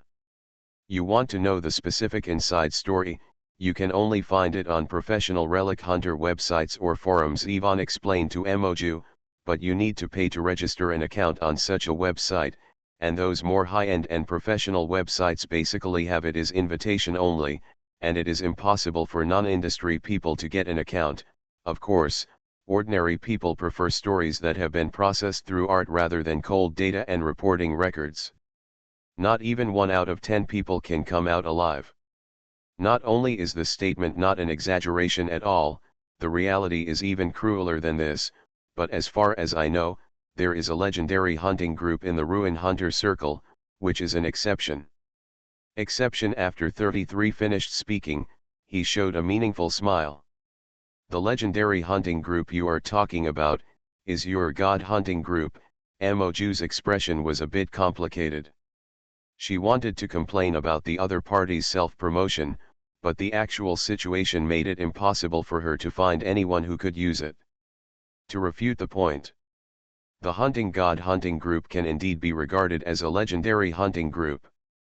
What is legendary is not only its rocket-like rise in the points rankings, but also the fact that they have set a record that has never been set by any hunting group. Since the creation of the hunting god hunting group, they have explored 2 S-level ruins, Yagonactor and the Bottomless Sinkhole, and 1 A-level ruins, the Molten Mining Area after the earthquake, that are as difficult as S-level ruins. There are also rumors claiming that they even participated in the Battle of the Ancient Bronze City ruins between the Ark and the heretical sects, and played a vital role in the destruction of Alexander. The dangerousness of this battle was completely it can be equivalent to exploring 3 S-level ruins. And all this was accomplished in just 1 year. This is not the most outrageous thing. The most outrageous thing is that after exploring so many high-level ruins and even participating in the battle at the ruins of the ancient Copper City, this god hunting group did not lose a single member. For anyone familiar with the level of ruins in the industry, this can definitely be called a miracle. The first casualty among the official members of the hunting god hunting group occurred after Alexander's ultimate judgment hit the Ark, but those casualties were only the logistics staff who stayed at the hunting group's base, and the real core staff was alone. None have been damaged. Based on this record alone, no hunting group that has appeared in the history of Ark can match it. Then how did you get involved with Ark officials? Moju couldn't help but ask. If you know about this matter, even if we don't silence you, you will be physically erased by the top management of Ark after you go back. Kaylan made a silent gesture. You just need to know that what we are doing now is crucial. Just when Moju was about to ask something, Yvonne, who was holding a pile of mostly malfunctioning detection equipment, suddenly stopped and said, "A large amount of metal reaction has been detected ahead." Massive metal reaction. Kaylan also stopped. There should be no mineral veins under the gray mist forest, right? At least no mineral veins have been found in the places we have explored, Moju said immediately. Go and have a look. Everyone walked forward, and the space barrier pushed away the fog. A rusty Type 906 light tank, half buried in the soil, appeared in everyone's sight. Next to the tank, a walking tank appeared. The Walker bipedal tactical mecha leans diagonally on a thick pillar root. Most of the cockpit of the machine body has been swallowed by the pillar root. Countless slender vines pry the Walker cockpit cover. He opened a finger-wide gap and got into the cockpit. This should be the equipment of the armored force that was buried in the gray fog forest, Moju said. We have also found a broken leg of a mecha before, abandoned in the forest, but to be honest, we have no trace of this force has been found at a depth of 500 meters. Where is the deepest trace of this troop found before? 33 asked casually. It's less than 300 meters deep, Moju said. For people who are not familiar with the gray mist forest, it is already a great thing to be able to go deep 100 meters behind the red line. By the way, didn't you find anything wrong? Kaylan walked around the wreckage of the tank. Although the Type 90 tank is a light tank, its body width is still 2.8 meters, and this place is full of forest. The space is not wide enough for this tank to pass. How did it get here? That's right, if the bodies of the killed soldiers were moved by indigenous creatures or foggy trees, who would move something as heavy and inedible as a tank? 33 Ivanya lost in thought. P.S. Thanks to Aedes for the 10,000 starting coins. The 82nd helmsman of this book was born. The author Bayman, the big brother, is just starting out. If I am a rusher like me, if I can get 100 helmsmen before the end, I am very satisfied. PPS I am going out to go rafting with friends tomorrow. I will get home very late. If I don't have time to type, I will probably ask for leave. As we all know, the Bee of Dark Dust is not saved. Alien Relic Hunter. Author, Chenmi-san. Chapter 788. Kaylan walked to the walker mecha and directly removed the hatch cover that had been squeezed out of shape by countless vines with his hands. A pale skeleton lay crooked in the cockpit, and a large number of wood fibers growing randomly almost completely filled the small space in the cockpit. Obviously, this pilot was also eaten by Wookiee Mew. Kaylan used an engineer shovel to split the wooden fibers and took out the pilot's belongings wrapped inside, an FMG submachine gun folded into a suitcase style, an EDC emergency bag. Note, EDC, everyday carry, the things I carry with me every day, later extended to the meaning of survival gadgets that I carry with me. Survival maniacs should be very clear about this, and a paper notebook. Perhaps because he was thinking about Emoju's father's portable notebook, Kaylan felt inexplicably excited when he saw this notebook with an artificial leather cover and the emblem of the Field Service Corps stenciled on the front. He quickly looked through the notebook, but the content inside made him disappointed. The Walker pilot stopped taking notes on the second day after entering the Grey Fog Forest, and on the first day the content is so short that it does not even last 200 words. This damn forest, these damn fogs. Isn't it time for this fog to dissipate? I got lost again. Why did I get lost again? The walker that opened the way actually disappeared. Such a big target actually disappeared so quietly from under the eyes of others. This is really a ghost. The company is going to choose another machine to be the pioneer. I don't want to be chosen. I always feel it's safer to stay on the flank of the formation. On the first day after entering the Grey Mist Forest, the pilot only wrote 5 paragraphs in his notes, and after that, he wrote nothing. The FMG folding submachine gun used as the pilot's self-defense weapon was still in a folded state, and the bullets in the magazine were full. This meant that at least the pilot had not encountered a situation that required him to get off the plane to fight. However, Valentina discovered that the Walker mecha's cannon ammunition had been all used up, the rocket launcher nest was also empty, and the mecha fighting dagger blade used for close combat was also full of gaps. The front, there are obvious claw marks and acid etching marks on the side and back armor. The 2 legs are not even original at all, but were removed from another machine body and replaced. All this shows that this Walker mecha has experienced a very fierce battle, but because this armored force was originally chased into the Grey Mist Forest by indigenous creatures dozens of times its own size, where did this battle take place? Before entering the forest or after entering the forest, it is difficult to judge. At least according to the pilot's notes, before entering the forest, their entire unit had been fighting and escaping, but on the first day after entering the forest, there was no fighting. Immediately afterwards, Kaylan opened the EDC emergency bag again. Most of the tools inside were still there. There were also 2 unopened energy bars stuffed in the mezzanine that had melted into a mushy state, at least from the pilot's perspective. From a personal point of view, he has not yet run out of ammunition and food. As for the toxins in the fog, the cockpit of the Walker mecha is fully sealed. Under the dual protection of air filters and oxygen generators, a Walker mecha can last at least a month in a toxic environment. So, what was the cause of the pilot's death? There are still unused energy crystals inserted in the power furnace. Valentina said to Kaylan, the main body of the mecha has not been damaged. Give me 2 hours and I can make this mecha again. Get moving. That's strange, there was no ammunition and food, there was enough oxygen, the gun was not used, and there were no bullet casings in the cockpit to rule out suicide. Then how did the pilot die? Could it be that the cockpit was destroyed while sleeping? The tree vines were secretly pried open and then strangled to death? That's not right. People need to sleep, but machines don't. The energy of the Walker mecha has not been exhausted. If the cockpit is pried open by external forces, the alarm will definitely be enough to wake people from sleep. The pilot's death.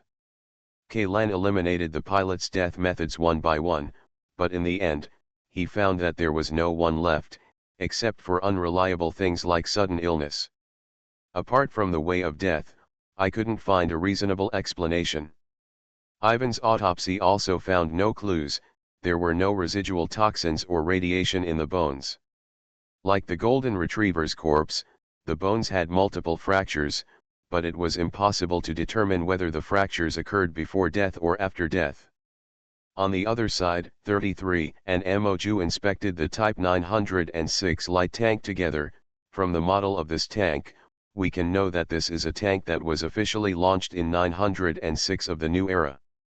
The light tanks that have been deployed in the army have been retired for a long time.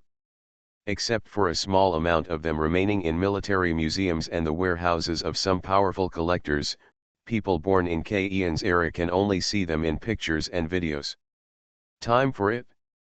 The tank only had 2 rounds left, the smoke grenades were almost empty, and the machine gun on the top of the turret disappeared, leaving only a severely twisted metal base. Due to the use of a large number of automated and intelligent equipment, the standard crew of the Type 906 light tank only requires 2 people, a driver and a commander who also serves as the gunner. As for the machine gun on the roof, it is generally used for collaborative operations or riding. Tanks are operated by infantrymen. But inside this 906 tank, 33 actually found 15 remains. The identity of the deceased can be determined based on the uniforms on these remains. Except for the driver and commander, the others were all infantrymen of this unit. The remains of these people were huddled in the small and crowded carriage, close to each other. It's stuffed like a sardine can, Moju said. Kaylan shook his head and said, I feel more like the black slaves who were stuffed in the cabin of the slave ship in the 15th century of the old era. The interior space of the Type 906 light tank is very small, with a height of only 1.4 meters. A slightly taller person can touch their head while sitting, and the area can only accommodate 4 to 5 people at most. These 15 the remains were stacked and stuffed in a curled up position, like books on a bookshelf. It's possible that these people were already corpses when they were moved in. Ivan thought for a while and said, this is the only possibility. You can't even move in this position. It won't be long before the people in the carriage die of suffocation. This tank should be specially used to store corpses, Kaylan said, but there's a question that I can't figure out. What's the problem? Ivan looked at Kaylan with questioning eyes. According to the records in the ARC archives and the diary of the Walker mecha pilot, this unit crashed into the Grey Fog Forest when they were chased in a panic. In that case, the survivors, it is impossible for the soldiers to have time to collect the bodies of their fallen comrades. As for the seriously wounded, they probably cannot keep up with the high-speed moving troops. It is excessive to abandon the bodies of comrades and the seriously wounded, but in order to allow more, many people survived, so the commander was forced to make that decision. Kaylan frowned. Is there any problem with this? Moju didn't react for a while. When this unit entered the Grey Mist Forest, they probably did not bring corpses or seriously injured people with them. In other words, these people died in the Grey Mist Forest, Ivan said with a solemn expression. Obviously, he had already understood the hidden meaning in Ian's words. What do you mean? Moju still didn't react. Your team has lost so many people in the Grey Mist Forest. No matter whether these people are dead or alive, but from the status definition, they are all missing, right? Have you seen them? Did your companion die in your sight? I mean, in this forest. Seeing that Moju still didn't understand, Kaylan could only sigh and explain to her in detail. This. Moju was stunned for a moment. It seems like there really isn't one. Although we all say that this is a man-eating forest, and although corpses can be seen everywhere in this forest, but it has never really shown its fangs in front of us. Could it be that after these soldiers disappeared and died, The bodies were discovered by the survivors and then buried. 33 said, after all, this army has 1,500 people. If there are too many people, it will be difficult to find. The possibility of a missing person's body would also be much greater. The possibility is a little higher, but not that big. Ivan shook his head. Judging from the total area of the grey mist forest, let alone 1,500 people, even if it is 15,000 people, it's just a drop in the ocean. 1,500 people, if lined up normally, would not even occupy a football field, and judging from the corpses that have been discovered, they are obviously scattered very far apart. If 1 or 2 corpses can be found, it's reasonable. 15 bodies, I think it's unlikely. But before Ivan could perform autopsies on the 15 remains one by one, Zelo suddenly stepped forward, pulled Ian's sleeve, and said, "There is another body that we didn't find." "There is one more. Are you saying that including the pilot of the walker, there is a 17th corpse here?" Kaylan was slightly startled and subconsciously turned his attention to the piles of bones being moved from the tank compartment. The white bones that came out, could it be that one of the bones had been scattered and mixed in with the bones of other deceased people? Ivan on the side had the same idea as Kaylan. He carefully counted the bones piled on the ground, and then shook his head. "There are 15 bones, yes. I counted the skulls, pelvises, thigh bones, etc. Each type of skeleton with obvious characteristics is the number of 15 people, and there are no extra ones." "Under the car," Zelo said again. "Under the car." Kaylan and 33 looked at each other. The latter immediately waved his hand, and more than a dozen black flying blades turned into many excavators, frantically digging up the soil that buried the tank chassis. 15 minutes later, Ivan picked up the 17th skeleton from directly under the tank and between the 2 tracks, along with a pile of severely rotted clothes and belongings. However, after Moju saw the crossbody bag that was so rotten that even the strap was broken, he let out a low cry of surprise. "What's wrong? Could it be that this corpse is also someone you know?" 33 asked. He is what you are looking for, Uncle Hong." Moju nodded stiffly. "I remember the satchel very clearly. It was a birthday gift his daughter bought him. He once told me, because I have never given my father any gifts, so this incident left a deep impression on me."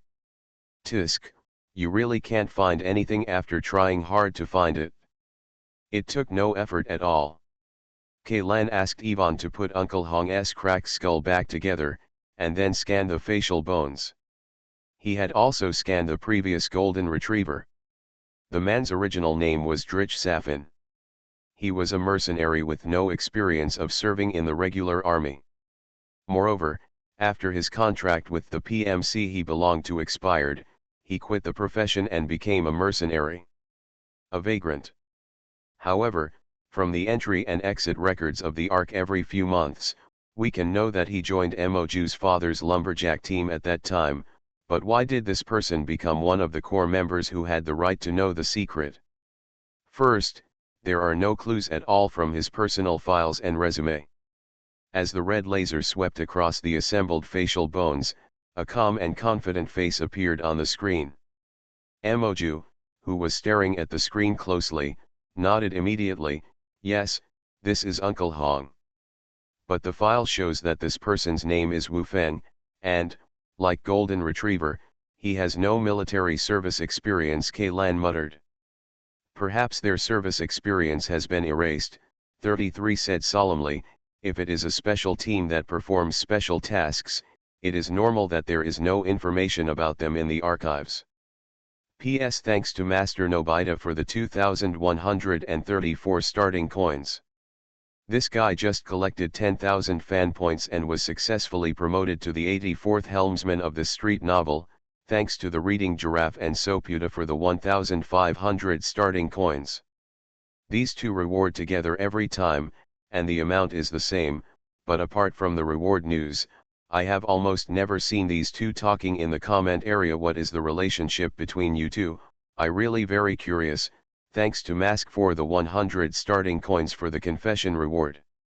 The last one should be a new reader, but he is very active in this chapter. I often see it in the background refresh, and it looks familiar also. I want to mention to everyone, I don't know how many people are still reading it recently. The subscription data is actually quite bleak, but compared with subscriptions, it is mainly single machine coding that makes people feel lonely. There are not many people talking in the comment area or this chapter. I actually like everyone to complain and comment. If I see it, I will reply. I will like and comment on the wonderful comments, of course, except for the harsh ones. PPS, I came back from rafting yesterday so tired that I couldn't even get out of bed, so I didn't send an extra single chapter request for leave. I hope everyone can forgive me. You are listening to Novels at Bless Up channel. Wish you happiness and luck. Please subscribe to receive new novels. How do you feel about this novel? Please like and leave a comment. Alien Relic Hunter, author, and Chen-Mi-san. Chapter 789. There is a discovery. Yvonne, who was sorting the remains of Wu Feng, the Uncle Hong in Emoju's mouth, suddenly said, attracting everyone's attention. What did you find? Kaylan asked impatiently. I may have found the cause of his death, Yvonne said, lifting up the two ribs he was holding in his hand. This is because they are the fourth and seventh ribs of the deceased. You can see in the bones there are obvious marks left by a sharp weapon on the side. The fiber of the fog perch and the fog vine cannot cause such trauma. I am more inclined to believe that this person was killed by a human with a sharp weapon such as a dagger. If we follow this inference, the direct cause of death should be that a sharp instrument penetrated the chest multiple times. Kaylan nodded, and then asked, have you found any signs of damage on the bones similar to those of fighting? Where are the joints of the limbs? Yvonne nodded solemnly, both, and I didn't find the wood fiber of the Wukio tree in the bones of this corpse.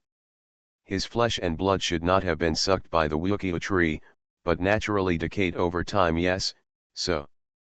Kaylan immediately turned to Emoju, stared at her and asked, apart from Wu Feng and your father, were there any other missing people during that exploration operation? No, Emoju was stunned for a moment, then shook his head. It's just the two of them. Wait a minute, you mean, the person who killed Hong, who killed Wu Feng was my father? It's not certain yet, but there's a high probability that it won't be wrong. Kaylan pondered, but Wu Feng is also one of the core members of the lumberjack team, and he also knows the secret that your father has been pursuing, and because what is the reason why two people who originally had a common goal suddenly turned against each other and even killed each other? Are you so sure that it was my father who killed him? Emoju argued, but you have to know that among the core members of the team, Uncle Hong and my father have the best relationship. They are life and death friends. It's not an exaggeration. Friends of life and death. Kaylan subconsciously looked at his companions. He thought for a while and then asked Yvonne, what will happen to make you kill me? Yvonne shook his head. I don't know under what circumstances I would choose to kill you, but I know that if the corrosion seeds in my body lose control and turn me into a container like a walking zombie, then it will definitely help me end my pain. Then has this guy ever been parasitized by a corrosive seed or some other monster? Kaylan asked again. No, the sternum and ribs of the vessel infested by the eroded seeds will be deformed to varying degrees. This situation has not been found on this skeleton, Yvonne replied. Then there's something else hidden. Why do you think my father is the murderer? Emoju was still a little unwilling. I'm telling the truth, do you want to hear it? Kaylan tilted his head and said. You say. Intuition, Kaylan laughed, but my intuition has always been very accurate. Based on intuition alone, you suspect that my father killed his friend. Emoju looked a little unkind. Let's skip this question for now, Kaylan said. Why don't we check Wu Feng's belongings to see if there are any clues? It would be great if we could find a navigation route like Golden Retriever. Don't think about it, there's nothing. At this time, 33 stuck his head out of the pit and said, this body was stripped naked and buried here. There are no belongings at all. It seems that the murderer is really Miss Emoju's father. Yvonne held his chin and analyzed, the two of them probably had differences on some things, and no one could convince the other, and then. There is no point in discussing this now. 33 walked up from the pit. What should we do next? Continue to explore at a depth of 500 meters, or go in. Keep walking in. I am now more and more convinced that Mos Woyui may have arrived at the core of the grey mist forest, K-Lan said. The distance of 35 kilometers is not that far. Even for an untrained ordinary person, it only takes half a day to walk 35 kilometers. Of course, this refers to the speed of traveling in a straight line on a flat road. As for K-Lan and the others, not only did the road under their feet be rugged, but the total distance traveled back and forth in circles and turnarounds amounted to hundreds of kilometers. It took a day and a half to reach the end of the navigation line, a depth of 35 kilometers. This is a depth that humans have never set foot on, even when the Special Operations Fleet relied on the armored energy shield of the battleship to rush into the center of the grey fog forest.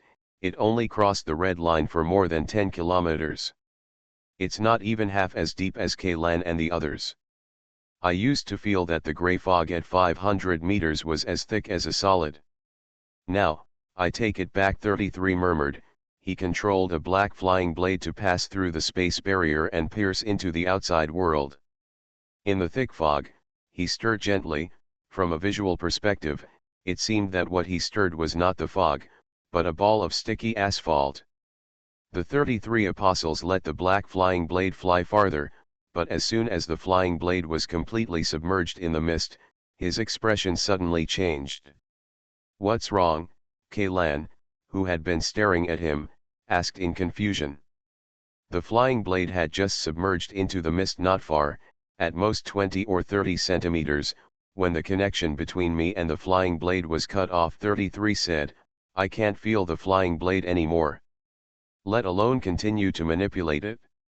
I remember that the maximum distance you can control these flying blades is more than 150 meters, right? If I only control a single flying blade, the control radius can be doubled to 300 meters. If I am willing to bear a small price to perform overdraft operations, the maximum distance can be more than 500 meters, but this is only the operating distance. These flying blades have been marked by me, and as long as they are within 3 kilometers of me, I can sense their existence. Then at a place of 500 meters just now, how far could you detect the flying blade? I haven't tried it at the extreme distance. Anyway, I can control the flying blade to come and go freely in the thick fog 50 meters away from us without being affected at all." Ziluo pushed the space barrier forward another meter, and the thick asphalt-like mist was pushed away, revealing the black flying blade that fell to the ground. The black flying blade fell only 25 centimeters from the edge of the previous mist. But when the fog receded, the black flying knife immediately trembled twice, floated from the ground, and flew back to 33. "Everyone, be careful.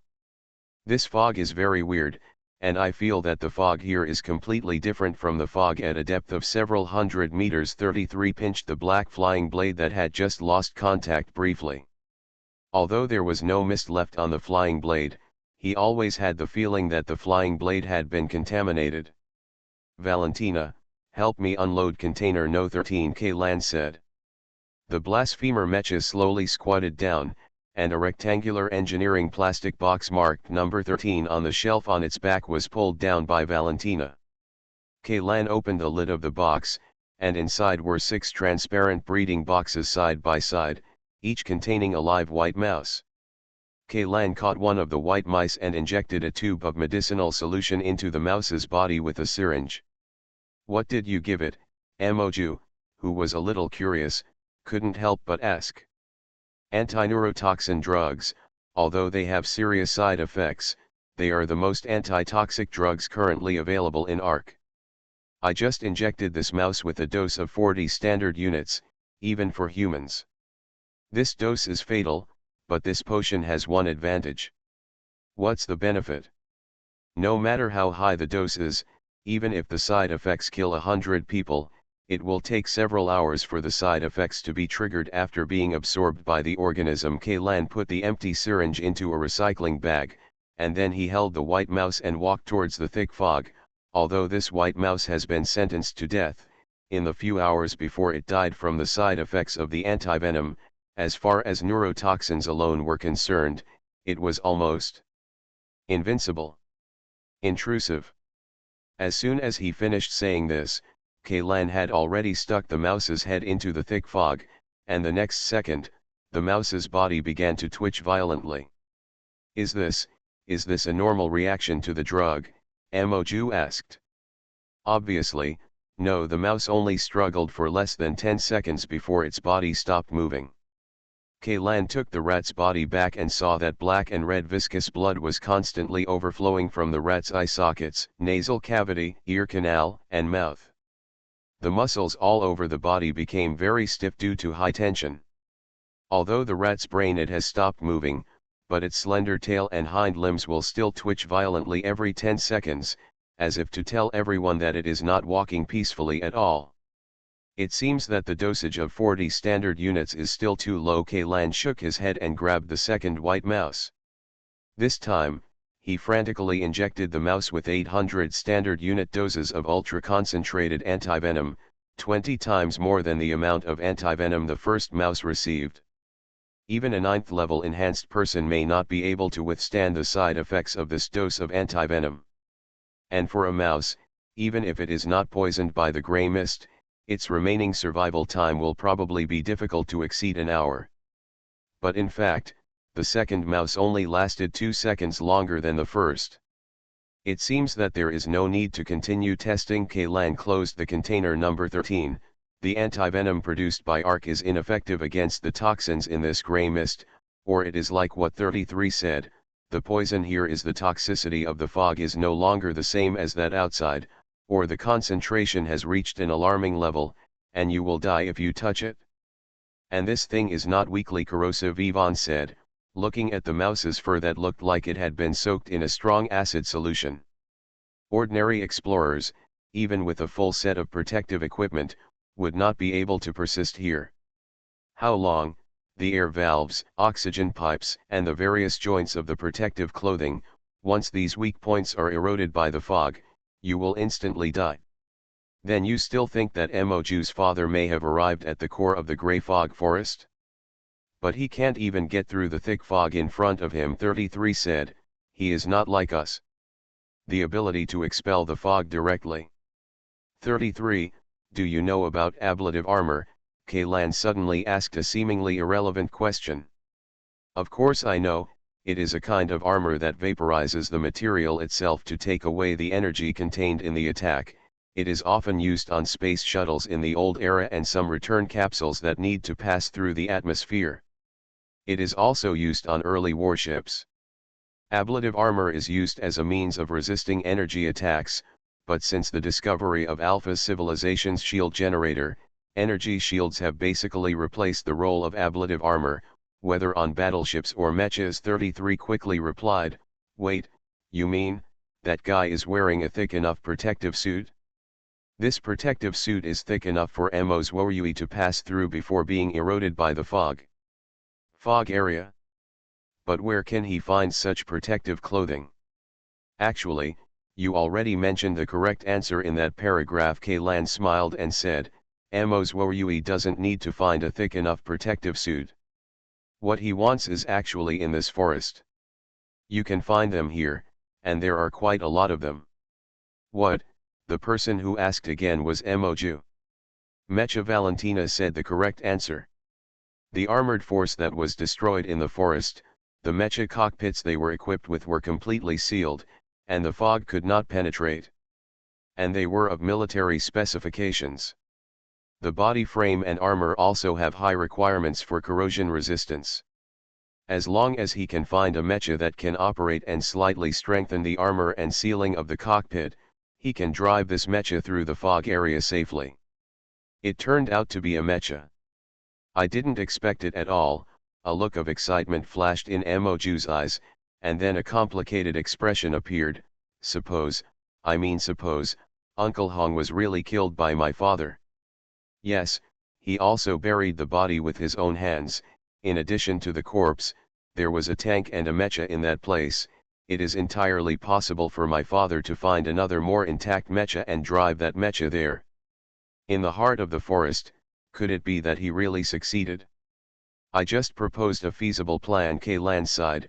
Whether your father successfully crossed the last 15 kilometers or not, the situation we are facing now is also confusing. What happens next? But you really have to cross the river by feeling the stones. P.S. Thank you for the 500 starting coins for the reward of faith needs to live forever. Thank you to bookfriend 1607231027126661 for the 100 starting coins. Alien Relic Hunter author, and Chen-Mi-san. Chapter 790. There seems to be something wrong. 33 suddenly pointed to a foggy tree in front of him that was as thick as 7 or 8 people's arms. Why do I feel like I turned my head, and the distance between this tree and me seemed to be, how many meters has it shortened? 33 took a deep breath, stared at the foggy tree, and asked the others, have you noticed it? No. Emoju immediately shook his head. Hasn't that tree always been there? It hasn't been moved since the beginning. She took a step back, only to find herself bumping into a thick pillar. Emoju's expression suddenly changed. She clearly remembered that the place where she originally stood was an open area, and the 5 steps around her were all open space, not even low shrubs. The gaps between the trees are getting smaller, Yvonne exclaimed. It won't be long before the space we are in will be squeezed by the mist perches until there is no trace left. Akira Asano did not speak, but swung his sword to chop at the fog tree closest to him. However, the diameter of the fog tree at this depth not only increased several times, but the wood strength was not as strong as the fog tree at the red line of 500 meters. In comparison, it took him hundreds of chops to chop down the fog tree. But before the foggy perch even had time to hit the ground, the wood inside had already turned into ashes, leaving only an empty shell surrounded by bark riddled with holes, which fell lightly to the ground, and soon mixed with the soil. This is a pillar root, not the main trunk of the foggy tree. Cutting off the pillar root will not completely kill the foggy tree. Soon, the section of the pillar root stump was opened, and new shoots emerged from it, growing rapidly. In only 3 or 4 seconds, it had grown to half the thickness of the originally chopped down pillar root. The tops of the new shoots have also reached into the canopy and are connected to the main body of the mist perch. Until this time, the gray mist forest finally tore off its gentle disguise and completely revealed its terrifying fangs in front of Kaylan and the others. Asano, don't waste your efforts, these trees can't be chopped down. Kaylan called out to Asano. Akira, who was about to use his sword again, what we can do is to leave this place quickly. I'm afraid, if we stay any longer in any place, the surrounding foggy trees will come closer little by little. This forest doesn't seem to let us intruders go easily, Yvonne said seriously. Then start running and don't stop. Kaylan chose the opposite direction to where he came from. At 12 o'clock, everyone, follow me, and always make sure that the teammates in front of you are within your sight, don't fall behind. As soon as he finished speaking, Kaylan ran forward, followed closely by the others. Everyone ran out for nearly 500 meters in one breath, and did not stop until they reached a relatively open area. Kaylan turned around and counted the number of people: Zilugo, Asano, Akira, 33, Valentina, Emoju and others. With Yvonne, no one was left behind. Even the blasphemer Mecha that turned on the autopilot mode followed closely behind everyone. Kaylan, Zilugo, Asano, Akira, and 33 and 4 were in pretty good shape, but Valentina, Emoju, and Yvonne were in a bit of trouble. They wanted to catch up and run at full speed in complex terrain like the forest. It is extremely difficult to create high-level enhanced people. If Kaylan and the others hadn't deliberately slowed down, these 3 people would have been left behind.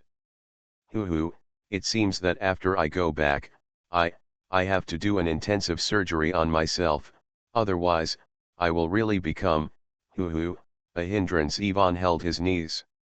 Said with a big breath.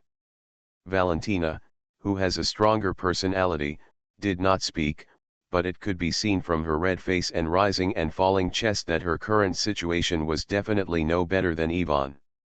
Emoju is the relatively better one among the three. After all, he has the background of a hell paratrooper, and his physical fitness is quite good. He is also a level 5 enhanced person, but compared with the unconventional perverts like Kaylan and others, the 5-level enhancement level is not enough. Rest on the spot for 20 seconds. Kaylan looked at the foggy trees around him, and there seemed to be no sign of approaching the crowd yet. Everyone is ready with military stimulants. When you feel that you can't run anymore, you can inject them as soon as possible, but remember not to overdo it. If it doesn't work, we'll just take one of us and run away. 33, you take Emoju, I'll take Valentina, I'll leave. Ivan's words to Asano Akira. ARC's military stimulants have been improved many times and can delay side effects until 12 hours later. However, if an overdose is injected, although the drug effect will become stronger, the duration and the onset of side effects will be quickly shortened to about 1 hour. Ranging from loss of strength to severe coma. Understood. 33 nodded. Although his enhancement level is not as high as Emoju's, he can borrow power from the black flying blades close to his feet when running, just like in Xiangxia novels. Immortal cultivators are also flying with swords. Compared with physical strength, the loss of mental power is greater. 10 seconds left. Kaylan reminded loudly. Ivan and Valentina quickly replenished their water and stuffed the straws of the water bags back into their bags. Emoju poured out a few white pills from a small medicine box and put them in his mouth. Type 26 sustained release tablets. Ivan could tell at a glance the type of drug Emoju used, and shook his head helplessly. The ARC army stopped using the stimulant in 1935. From which black market did you buy expired futures? I'm not you. Ever since my father disappeared, all the relationships in the army have been severed, and it's impossible to buy those military supplies. Emoju said quickly. You told me earlier, it's not like I wouldn't give it to you. 33 took out 2 injections from his backpack and threw them to Emoju. Are we like those stingy people? Emoju took the injection, glanced at Sanzan-san and Ivan with some confusion, nodded, and said, thank you. There's no need to be polite. Now everyone is really a grasshopper tied to a rope. If you need anything, just say it without any scruples. 33 waved his hand indifferently. It's break time, get ready to go out. The word fa for departure was still in his throat before he shouted it out. Kaylan suddenly squatted down and put his palms on the ground. What's wrong? A hint of vigilance flashed in 33's eyes, and he followed Ian's example and squatted down, touching the ground with his palms. The ground is shaking, and something massive is moving towards where we are standing, in all directions. Akira Asano said. He didn't need to touch the ground, and the perception of those tentacles of thoughts was far greater than that of the human body. Sensitive. Can you hear the movement outside the mist? Kaylan asked urgently. No, just like 33's flying blade, once my tentacles of thought penetrate into the fog, they will disintegrate on their own. Akira Asano shook his head. My range of perception is limited to the area where the fog has been pushed away. Within the area. Where's Ze-Lugo? Me too. Although these fogs are not spatially specific, they can block perception, the girl said expressionlessly. Hell. Even Ze-Lugo and Asano Akira's perceptions can be blocked, so how do these things lock our position? 33 released a large number of black flying blades around him, forming a barrel-shaped dynamic defensive array. They are one with this forest, the mist trees and vines around us, the ground we step on, the mist surrounding us, are their eyes, noses and ears, our every move, every moment. We are under their surveillance all the time. Emoju muttered, my father has said this many times before. Who do they refer to? Ivan asked. Are they the indigenous creatures living in the grey mist forest? I don't know. Father has never said it explicitly. If I ask him, he won't tell me. Moju shook his head. If it were those indigenous creatures, we would be in big trouble. 33 gritted his teeth and said, even heavy cruisers can be severely damaged, and frigates can be sunk. Compared with battleships, our skin is only a few meters long. The thick armor plates are so strong. The speed of those things approaching was very fast. Before long, everyone could notice that the ground was shaking, obviously even without deliberately feeling it. It was just that the vibration was only transmitted along the ground, and the sound was completely concentrated. Swallowed by fog. It was as if they were deaf and in the silence, the vibrations began to become stronger and stronger. Logically speaking, sound can also be transmitted through solid matter, but I can't hear anything. 33 said, putting his ear to the ground. This is unscientific. In a place like this, it is very funny to use the science of human civilization to seek explanations. Yvonne sighed and took off the electromagnetic rifle hanging behind him.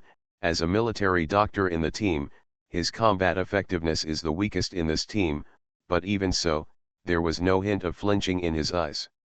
Just when the scattered gravel and soil particles on the ground began to bounce, the vibration suddenly disappeared. In the surrounding fog, dots of fishy red light lit up. You must know that the dense fog at this depth cannot even be pierced by hundreds of thousands of lumens of military searchlights, but these light spots can penetrate the dense fog.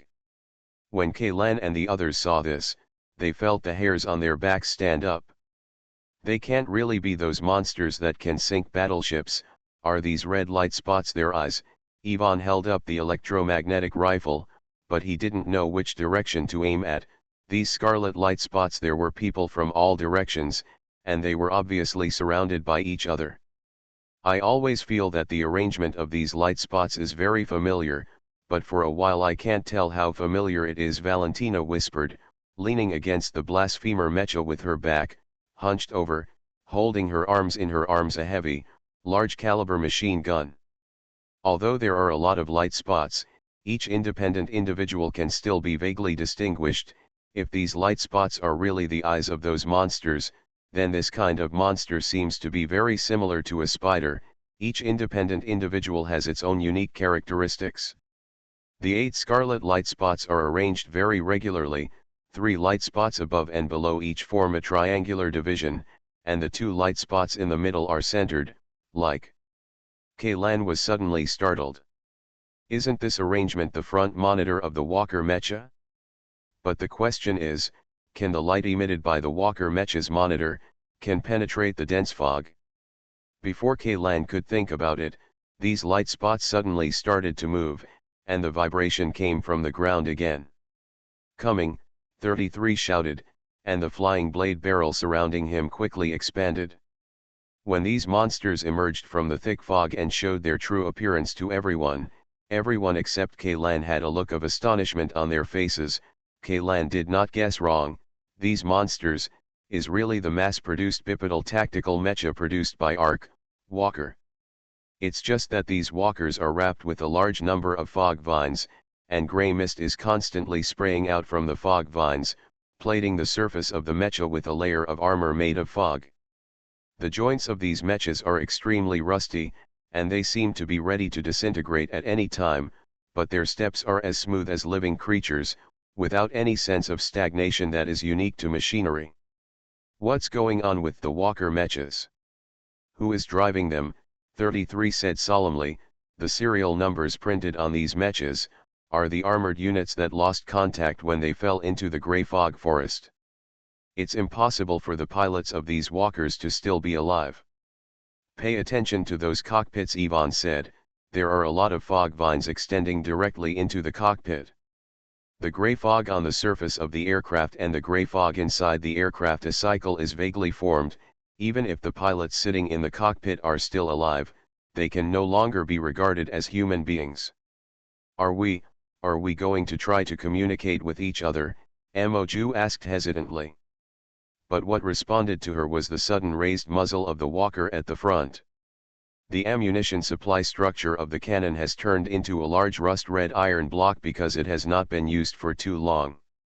However, As the energy path is connected, the thick oxides on the cannon body are torn and peeled off, and the rusty triple assembly the barrel slowly rotated, and the sound of the cannon being loaded reached everyone's ears. Everyone, prepare to fight. Valentina, return to your fighting position. Zelo gives priority to defense and attacks when there is little defensive pressure, Kaylan immediately ordered. As soon as he finished speaking, the Walker Mech's cannon roared, and the muzzle sprayed out tongues of flame that were several meters long, but the shells that escaped from the gun were frozen in mid-air before they flew very far. And then exploded one after another. This Walker was loaded with explosive bombs, but the fragments and shock waves generated when the explosive bombs exploded were also compressed into fist-sized spaces by Zelo, turning into groups of extremely bright liquid metal flows, which were connected to the cannon. At the mouth, soon, even the explosive bombs still in the barrel were detonated in advance, and the entire cannon exploded directly. The Walker Mecha dropped its machine cannon without hesitation and drew out the fighting knife from its waist. But before it could raise the knife, a tall black shadow had already collided with it. Kaylan asked Valentina to return to the fighting position, which meant that she returned to the cockpit of the blasphemer. If these mechas, if they were just ordinary walkers, one blasphemer would be enough to destroy them all. Alien Relic Hunter. Author, Chen San. Chapter 791. The blasphemer mecha was far superior to the Walker in both size and power. The Walker was directly hit and staggered back several steps. Valentina seized this opportunity and lowered her heavy armor-piercing sword. And the upward slash slashed out, instantly creating a huge gap in the Walker's chest. But before Valentina could swing her second sword, a large number of fog vines poured out of the gap in the mecha like the tentacles of erosion seeds, filling the gap in an instant. The physical strength of these fog vines is even higher than the alloy armor used in mass-produced mechas like the Walkers. Rather than repairing, it is more appropriate to say that it is strengthening. The cockpits of these mechas seem to have been filled with foggy vines. 33 smacked his lips. Tisk, could it be that the person controlling these Walker mechas is, this forest? This statement is too personal. Ivan frowned. A forest composed of countless independent individual mist trees, with a unified wool, this doesn't feel like a forest to me, but like a huge beehive. Ivan and 33 were still discussing matters related to the forest, while Valentina had already controlled the blasphemer mecha and rushed forward again. The output power of the heavy armor-piercing sword was turned on. The biggest one, sword after sword, struck down one after another. When the sword blade comes into contact with the armor, there is no crisp sound unique to the clash of gold and iron. The energy shield covered on the heavy armor-piercing sword can melt the Walker's armor in an instant, and chopping is like using a red-hot knife. A table knife cuts butter just fine. Several other Walker mechas also raised their cannons, but this time, the cannons in their hands exploded before they could remember to fire. One of the Walker mechas was loaded with incendiary bombs. The armor was directly ignited by the incendiary bomb that exploded in the barrel. Although the ignition points of the fog vine and the armor itself were very high, they could not withstand the large amount of napalm that splashed all over the mecha. The flames quickly spread into the body, which was in disrepair. In the power cabin, a dull series of explosions came from the power cabin, and the Walker, whose body was burning with raging fire, fell directly to the ground. But before Kaylan and the others could take their attention away from the Walker mecha, the body covered in fire struggled to stand up again.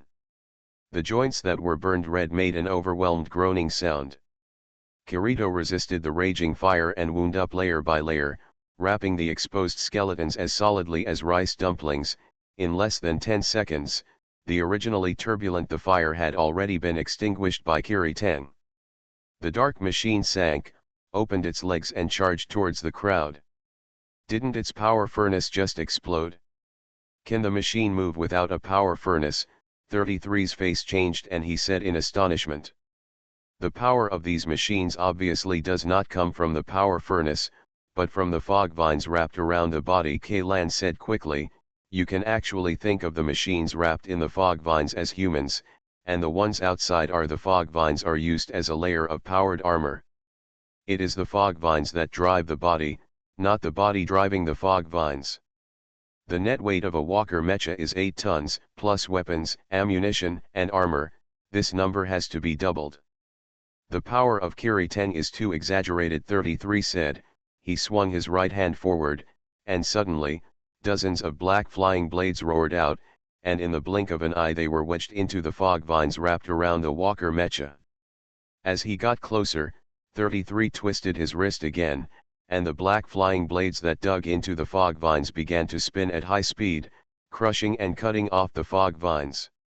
However, the cutting speed of the black flying blade cannot match the growth speed of the fog vines. These dark brown vines seem to be endless and pour out from the sharp edges of the body. In the blink of an eye, a layer of nearly 2 meters thick is wrapped on the surface of the body. Rice's rattan armor. At this time, the original shape of the walker mecha was completely lost. It was like a big takrab ball with 2 legs, stumbling towards Kaylan and the others. In the Romance of the Three Kingdoms, Zhuliang could also set fire to the vine-armored soldiers, but now the fog vines wrapped around these walker mechas are even more fire-resistant than the mechas themselves. Even if you drop napalm bombs on them, once the contaminated fuel burns out, the flames will naturally go out, and they will not be able to cause much damage to these fog vines. If they could attack with fire, the undead crew would probably have burned this forest long ago.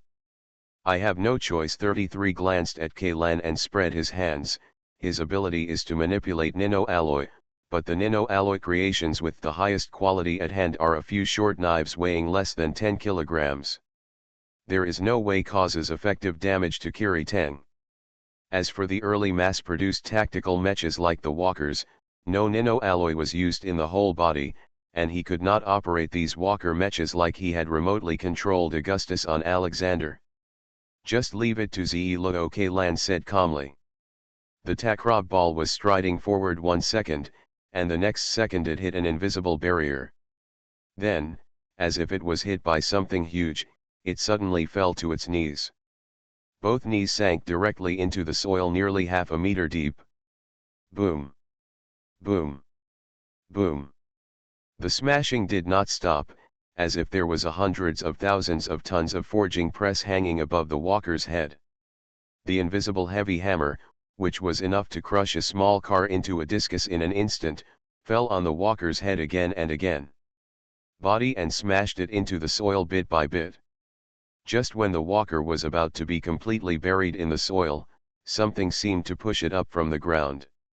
Immediately afterwards, the heavy hammers of the forging press appeared in all directions of the machine body, falling in all directions without blind spots. The violent space force completely unreasonably squeezed the walker and the fog vines wrapped around it into a cube, and then threw it out with force.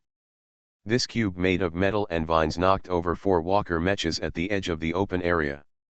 Valentina, who was under siege, suddenly lost pressure and knocked down 3 of them in just 2 seconds. The pacers opened the gap even wider. The nozzle on the back of the blasphemer sprayed out tail flames several meters long, pushing the machine body to rush out of the gap. It circled behind a walker mecha that didn't have time to turn around, and stabbed the heavy armor-piercing sword in with its backhand. In the opponent's power cabin. Boom! The power furnace was penetrated, and a huge explosion resounded through the forest, compared to the walker's power furnace that was melted by high temperature and exploded.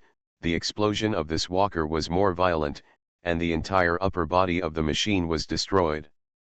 The explosion was so damaged that even the external armor on the blasphemer who was close at hand was somewhat affected.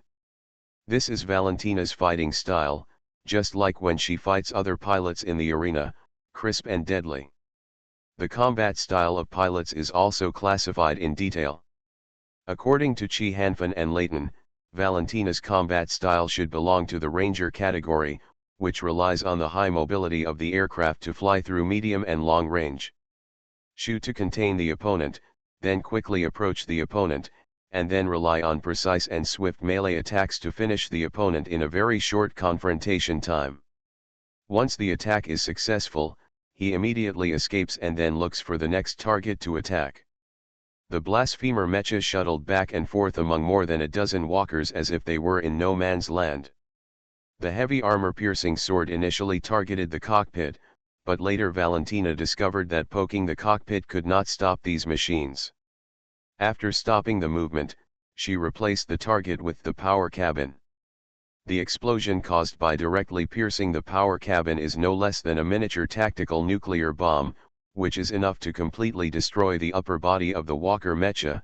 Even if those Kiriteng want to reshape the body, it will take a long time. There were nearly 40 walker mechas that originally surrounded Kaylan and the others, but now the battle between the two sides lasted only 2 minutes, and the only ones who actually took action were Valentina, Ziluo, and an almost negligible number of 33. There are 3 people, and there are less than 10 pacers still standing in the field at this moment. Every blasphemer cut down by Valentina will be taken care of by Ziluo's 10,000-ton forging press. Even if the growth ability of those fog vines is terrifying, they will not be able to survive after being crushed into a pancake. The machine stood up again. What makes Kaylan feel a little strange is that these fog vines can obviously abandon the fragile walker body and gather on their own, even if they gather into a mecha or other indigenous creatures. Regardless of his form, attacking himself and others in this state is obviously much more effective. The power of these fog vines is far stronger than the power that the mecha's power furnace can squeeze out. Walkers normally driven by the power furnace cannot match the speed, strength, or flexibility of these walkers driven by the fog vines. Not to mention Kirito's super self-healing ability and defense. But they can only be attached to the mecha. When the main structure of the attached body is completely destroyed, these fog vines can no longer restore the body. At most, they can only restore those parts of the skeleton that are still intact. At this moment, there are several damaged mechanical legs on the battlefield, driven by the fog vines, chasing the high-speed moving blasphemer mecha. These fog vines wrapped around the mechanical legs can only restore the original function of the mechanical legs. Functions, but they cannot be condensed into the original trunk of the body out of thin air. Don't blow up all the walkers, leave one for me to study, Kaylan shouted to Valentina. After hearing these words, the latter stopped the heavy armor-piercing sword less than half a meter away from the power cabin of a walker mecha. The energy cover on the sword tip had already covered the power cabin. The armor shell was hot red, and if you move forward a little further, you can send the sword tip into the power furnace without any hindrance. The blasphemer turned the armor-piercing sword in his hand into a horizontal bar, cut off the opponent's fighting dagger, and then flew up and kicked the walker mecha towards Kaylan and the others. The walker drew a beautiful arc in mid-air, but instead of hitting the ground heavily, he was caught in the air by 2 invisible hands and hung in the air. The walker apostle broke free from these 2 invisible hands, but with only a slight increase in force, the walker mecha's shoulders were crushed directly. A heart-wrenching sound sounded, and the 2 mechanical arms directly drooped. The joints and skeleton were all comminuted fractures, and Kirito had no way to repair these parts. Open the cockpit of this mecha. Although Kaylan already knew that the person operating these mechas was not the pilot sitting in the cockpit, the necessary confirmation steps were still indispensable. The third invisible hand grabbed the already deformed and convex cockpit cover and tore it off like a calendar. The scene in the cockpit was immediately revealed to Kaylan and others. A skeleton without a trace of flesh and blood sat in the driver's seat. The remaining space in the cockpit was completely filled with wood fibers. Not even a trace of space was left in the chest cavity of the pilot's skeleton. These wood fibers were not there at all. It seems to have grown out, but it seems to have been poured in like cement. The control panel of the cockpit was dark, and the mecha's control system had long since been scrapped. There is no doubt that the operator of this mecha is the fog vines wrapped around it, and the power of the mecha is also controlled by these fog vines. Provided As for why Kirito can't create a mecha out of thin air but has to attach it to these human creations, it won't be clear for a while. But that's not important. If the Grey Mist Forest wants to launch an attack on K-Lan and the others and must rely on these things, then the most they have to face is 100 or so walkers plus some mechanical exoskeletons. Just tanks and armored vehicles. Wait a minute. K-Lan suddenly felt excited, and an indescribable feeling of palpitations arose spontaneously.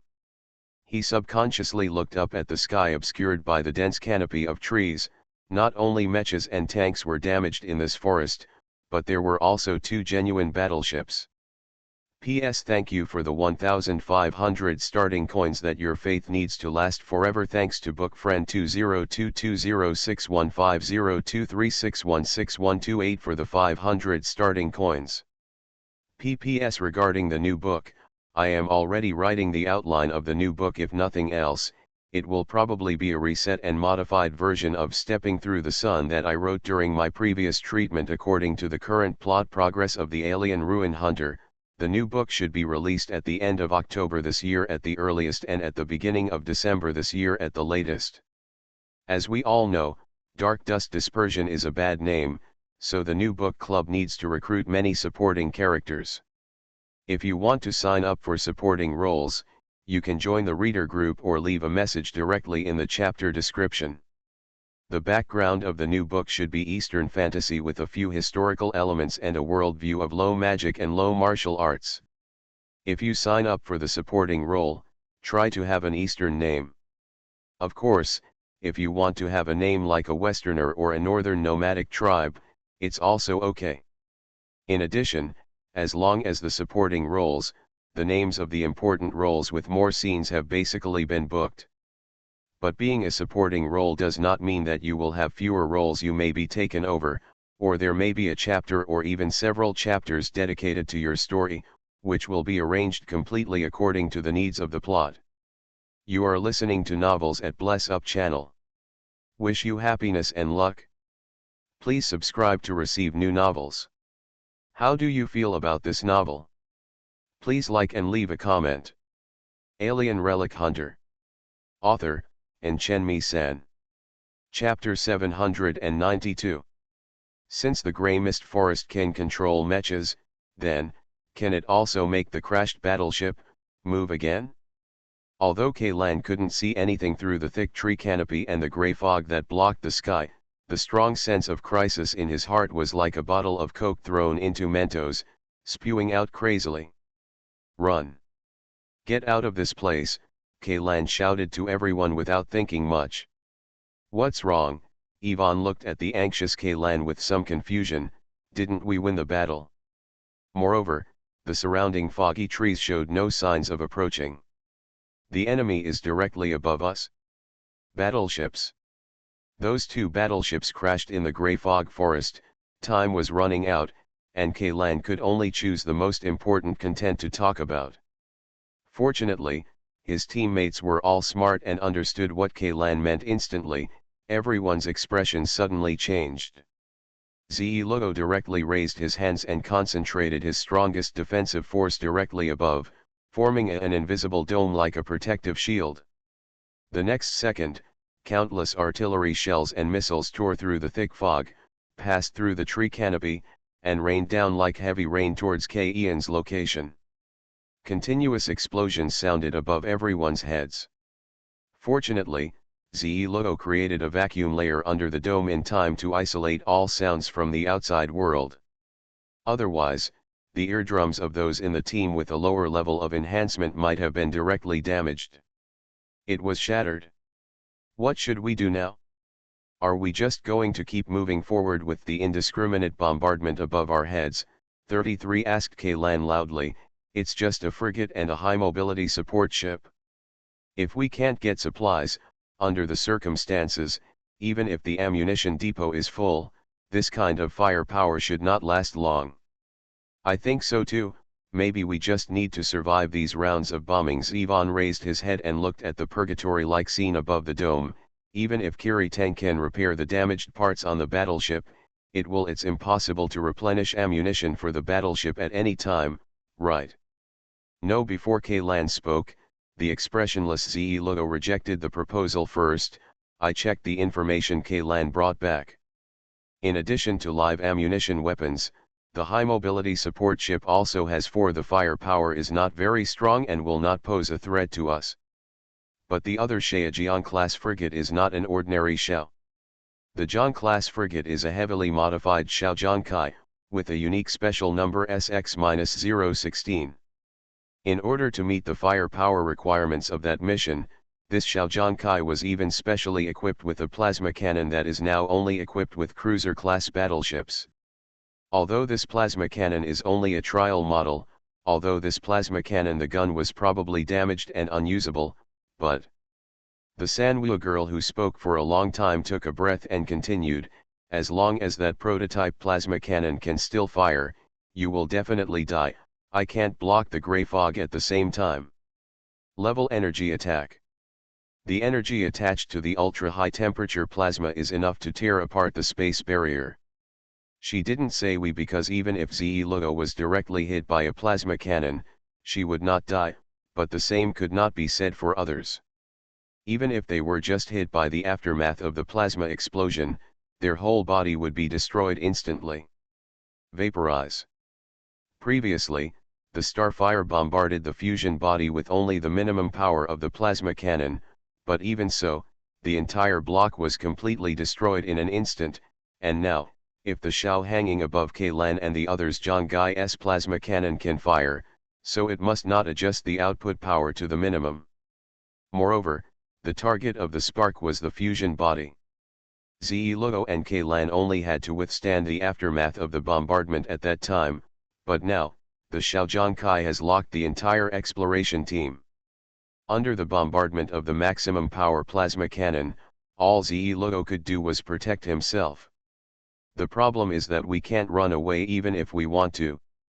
The plasma cannon, even if it's just a trial plasma cannon, it has a range of dozens of kilometers, which is enough to hit from the core of the Grey Fog Forest to the edge areas beyond the red line. What we can do, yes, I'm afraid I can only pray that the cannon has been completely damaged and cannot be used. 33 said angrily.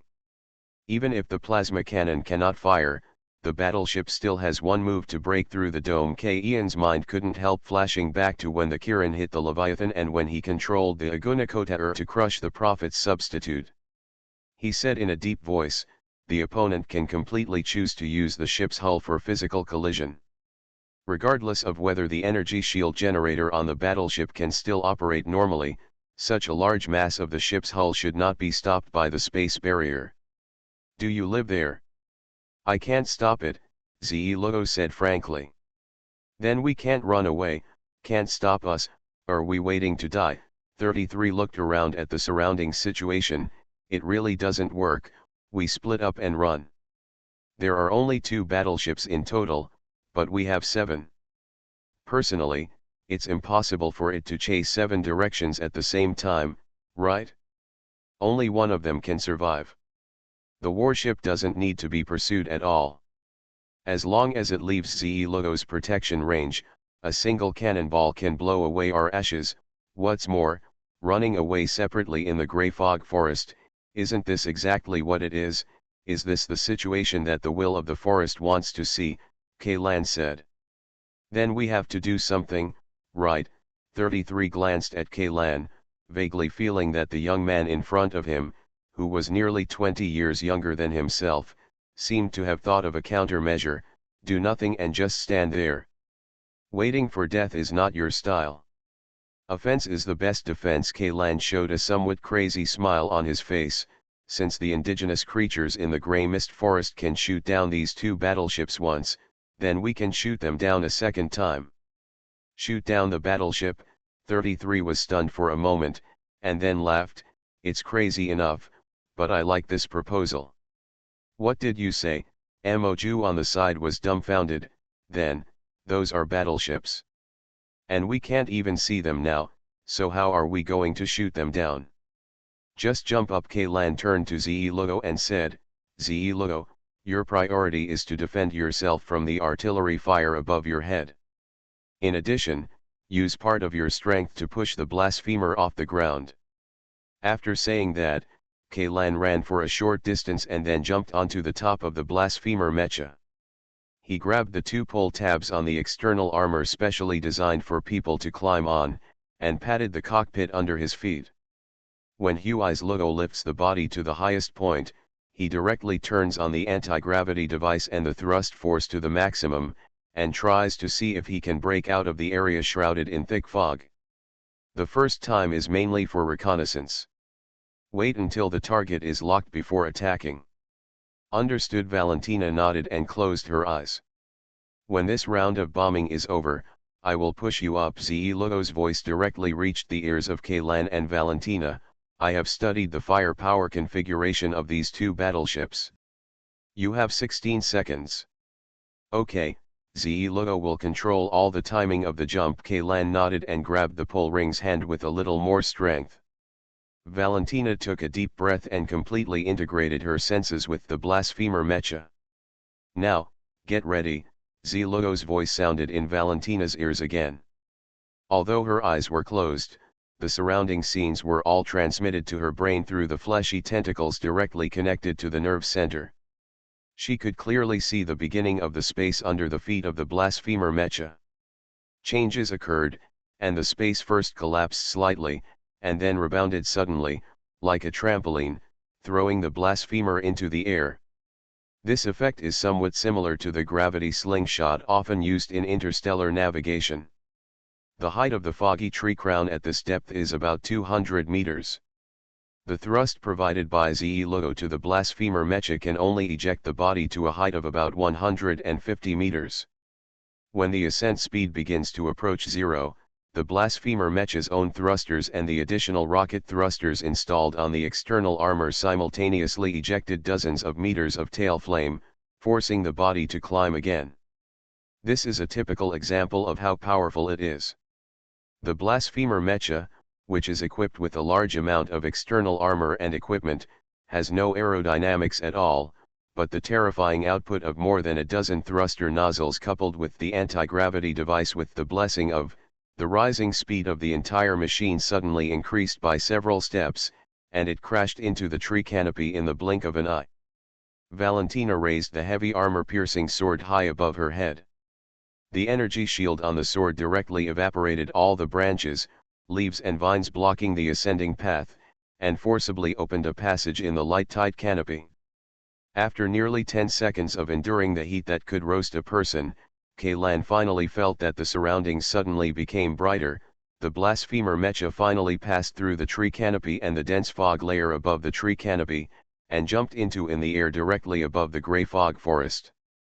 The sky is still covered by lead gray clouds, and the sunlight projected through the clouds onto Alpha Star seems lifeless, but compared to the dark and depressing forest, the scene here still makes Kaylan feel a feeling of enlightenment. This scene is like the hero and heroine in The Matrix flying a plane through the clouds covering the entire Earth in the real world and seeing the real sun for the first time in their lives. Suddenly, Kaylan felt like it was as if he had been trapped in the cage-like forest below for decades. Our current height is 440 meters, 125 meters from the top of the tree canopy, and 30 meters from the thick fog layer. Valentina reported the data collected by the blasphemer to Kaylan. And above their heads, nearly a kilometer in the air, two battleships, one large and one small, were floating there quietly. Just like those Walker mechas, the battleships were also covered with thick vines. The hull of the Xiaozhang modified frigate had even been broken into two parts, but now it was forcibly connected by these vines. Thousands of vines hang down from the bottom of the battleship, all the way into the thick fog. Needless to say, these vines are the organs connecting the two battleships to the entire gray fog forest, just like babies. Same as the umbilical cord between mother. Kaylan activated the time stop and carefully looked at the Xiaozhang modified frigate. He noticed that a huge hatch had been opened in the belly of the frigate, and a stubby gun muzzle protruded from the hatch, aiming at the place where everyone was gathering directly below. This trial plasma cannon has many damages on its body, but these damages seem to be only skin injuries and do not affect the main structure of the plasma cannon. Kaylan also saw that 1/3 of the charging array indicator lights on the base of the cannon body had lit up with a faint blue light, which indicated that the plasma cannon had begun to charge. Wait until the entire circle of indicator lights had turned on. After it lights up, the plasma cannon is fully charged and ready to shoot at any time. Fortunately, I didn't choose to take a gamble. If it had been delayed for another 2 minutes, a ball of millions of degrees Celsius plasma would have fallen directly. Because it is a trial plasma cannon, its charging speed is much slower than those currently officially installed on the ARC fleet. If we count from the beginning of the bombing, almost a minute has passed, and the charging progress is 3-1. In other words, the rate of fire of this trial plasma cannon should be 1 shot every 3 minutes. 3 solutions. First, attack the battleship body directly. The blasphemer's small plasma cannon charges quickly and can penetrate the battleship armor, but if the energy shield is used, the attack effect may not be satisfactory. Second, attack the plasma cannon. The muzzle can detonate the charging mechanism in advance, but if the incompletely heated hydrogen ion residue falls into the forest, it will still be a disaster. Third, attacking those umbilical vines may be able to cut off the connection between the battleship and the gray fog forest. The contact caused it to get out of control.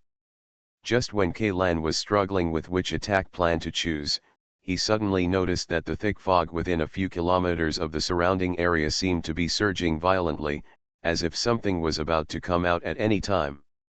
It's those flying indigenous creatures. The flying indigenous creatures that shot down these 2 warships for the first time. Now that the height of the blasphemer mecha has surpassed the tree canopy, it has naturally entered their attack range. Kaylan was suddenly startled, released the time stop, and shouted to Valentina, "Get down quickly, we can't stay in the air for too long." P.S. Thanks to the reward of 10,000 starting coins from Ichiback, the street book finally has 15 hall masters and 85 helmsmen. The subscription has increased slightly recently, which makes me feel that it is not necessary since I am in a hurry to finish it. I will try my best to write the ending as well as possible. Thanks also to Grace Leon for the 500 starting coin reward. Regardless of the amount, if everyone is willing to give me a tip, it means they like my book. After all, the transaction relationship between the author and the reader only exists in the paid subscription of chapters. An extra tip, even if it is only $1, is a compliment and incentive to the author. Thank you again for your affirmation. Alien Relic Hunter. Author, Enchenmi-san. Chapter 793. Just a second before the blasphemer mecha fell into the thick fog again, Kaylan saw clearly the appearance of the indigenous creatures rushing out of the fog. It was a large bird with a wingspan of more than 30 meters. Covered in gray-black feathers, it has a long neck like a swan, but at the end of the long neck is the head of a primate creature. The grimace covered by a skull-like exoskeleton just looks at it. It's enough to make a lasting impression. This kind of creature is definitely the type that children will have nightmares at night if they look at it too many times. At the end of their wings, there is also a pair of huge sharp claws. The barbs at the front of the claws are glowing with the unique luster of nano-alloy. Kaylan has no doubt that these claws, combined with the power of these creatures, can easily tear apart the outer armor of the battleship. The 2 resurrected warships were covered with a large number of claw marks, and large areas of armor plates were torn and peeled off, exposing the fragile internal structure to the outside. In the mission record of the Special Operations Fleet, this kind of indigenous creature called ghost-faced owl was mentioned, but these big birds can only be regarded as the weakest among the indigenous creatures that attacked the fleet. Kaylan can be sure that these indigenous creatures are also the creation of Alpha civilization. Although many creatures will enrich the metal elements absorbed from food into certain parts of the body to form weapons or armor, nano-alloy is not like iron, zinc, and calcium are metal elements that can be obtained from food. They are artificial materials that are extremely difficult to synthesize. The nano-alloys currently known in the Alpha civilization are basically derived from the Yagunactor sunk in the magma lake in the molten mine area. Whether it is for humans or the Alpha civilization, every gram of nanoalloy is very precious, and it is impossible to be so luxurious that it can be scattered in large quantities in the natural environment of Alpha star. What's more, along the way, 33 did not feel the presence of any nanoalloy in the gray mist forest. This means that this thing does not exist in the daily diet of these indigenous creatures, and naturally it has not been absorbed into it. It is said that it is enriched somewhere in the body after being absorbed into the body. To be precise, the ghost-faced owl and other creatures that attacked the Special Operations Fleet cannot be regarded as indigenous creatures of Alpha Planet, but biological weapons created by Alpha civilization like the seeds of corrosion. The blasphemer mecha carried Kaylan back to the ground. The ghost-faced giants did not pursue them, but the second round of artillery strikes followed them, creating a suspended space on the dome again. Sea of Fire. How's it going? 33 hurried over and asked Kaylan. The two battleships are hanging directly above us at a height of about 1,000 meters. There is good news and bad news. Kaylan did not give in and asked 33 to choose whether to hear the good news or the bad news first. The time they had left didn't allow him to do that. Kaylan told the good news and the bad news in one breath. The bad news is that the Xiaozhang modified plasma cannon is still usable and is being charged. The good news is that we still have 2 minutes left. At least 4 to 5 attempts.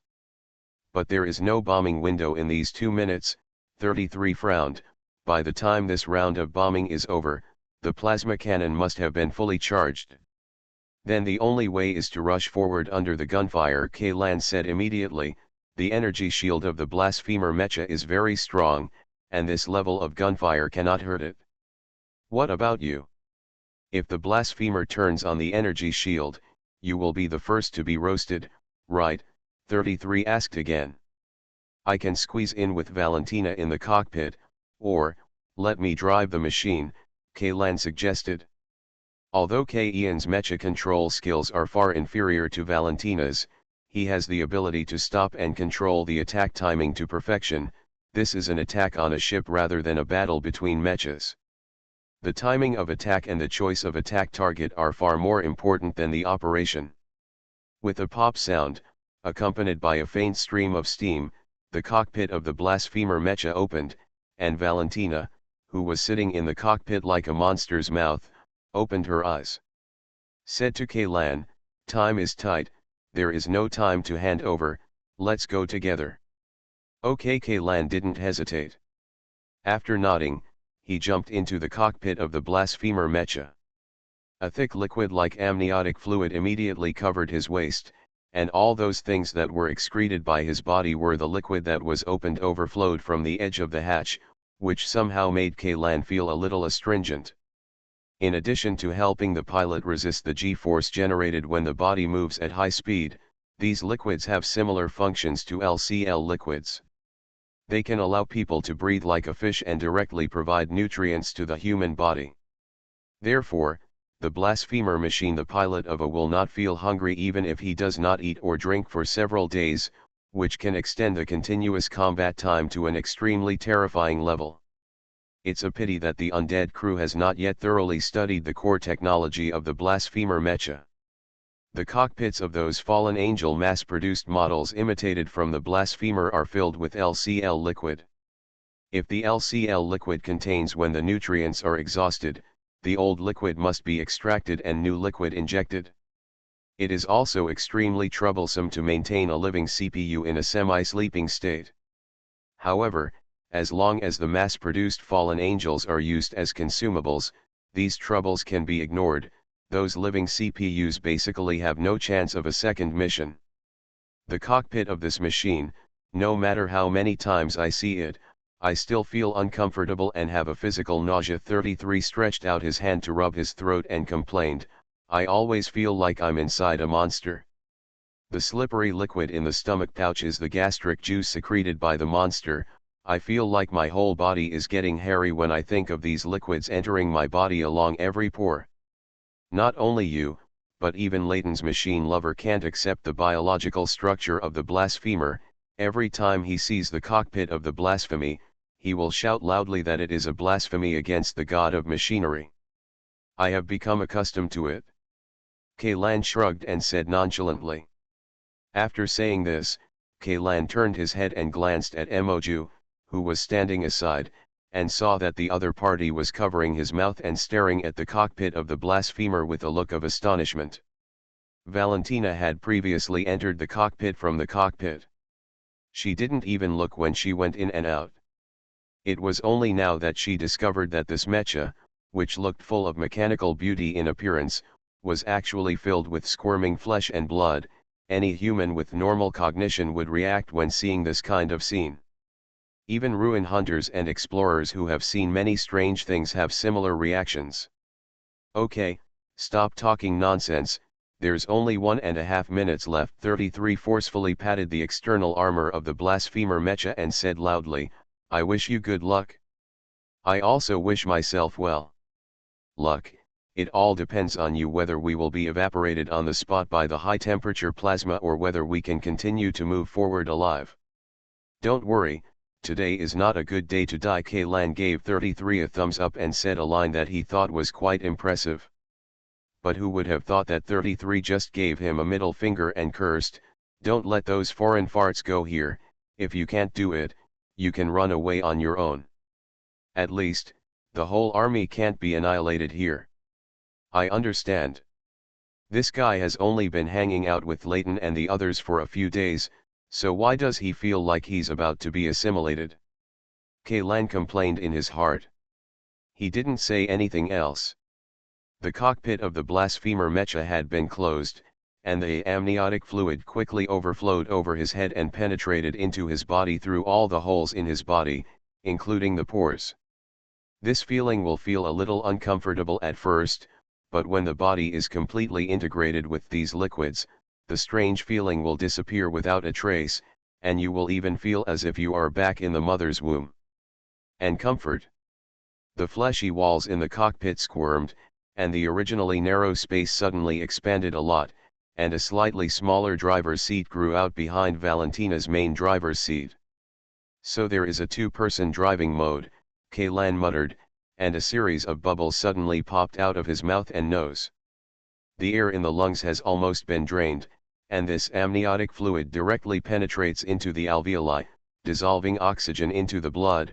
Kaylan, who once again experienced the environment in the cockpit of the blasphemer mecha, couldn't help but think like a fish in water.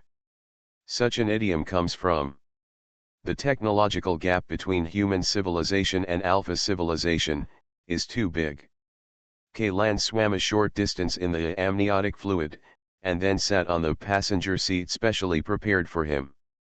As soon as he sat firmly, he felt the back of the seat behind him squirming, and countless roots, tiny fleshy tentacles sprouted from the back of the chair. Do I also need to make a neural link? Kaylan was a little worried, but the blasphemer mecha has already completed the link with Valentina, and if I am added to it, there won't be chaos during the control process, right? After thinking about it, Kaylan relaxed the muscles in his back, allowing those fleshy tentacles to smoothly penetrate into the gaps in his spine. After the nerves of the blasphemer mecha and Kaylan completed the connection, an electric shock-like feeling came from the solace of Ian's feet to the top of his head. The next second, he found that he had gained control of the machine. But unlike the first time he drove the blasphemer, there was another person's consciousness in his mind. It's Valentina. The minds of the two people were completely integrated. Kaylan could feel what Valentina was thinking at this moment, and Valentina was also aware of Ian's thoughts. Isn't this the telepathy between NTS? No, that's not right. This state of mental connection should be closer to the neural bridging system of multi-person mechas in Pacific Rim, which allows pilots to communicate with each other. Their thoughts and consciousness are highly synchronized, which is equivalent to two people becoming one person. Normally, Valentina would most likely ask Kaylan what NT means, but now, she already knows the meaning of this abbreviation through her synchronized consciousness with Kaylan, and also knows something related to it.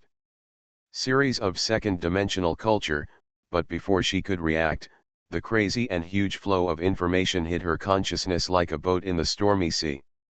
Just when she felt that the boat was about to capsize, her consciousness was also lost in the storm. When she was in the ocean of information, a warm power enveloped her consciousness. That is K-Ian's mental power. Under the training of countless time stops, K-Ian's mental power has long been trained to be extremely tough.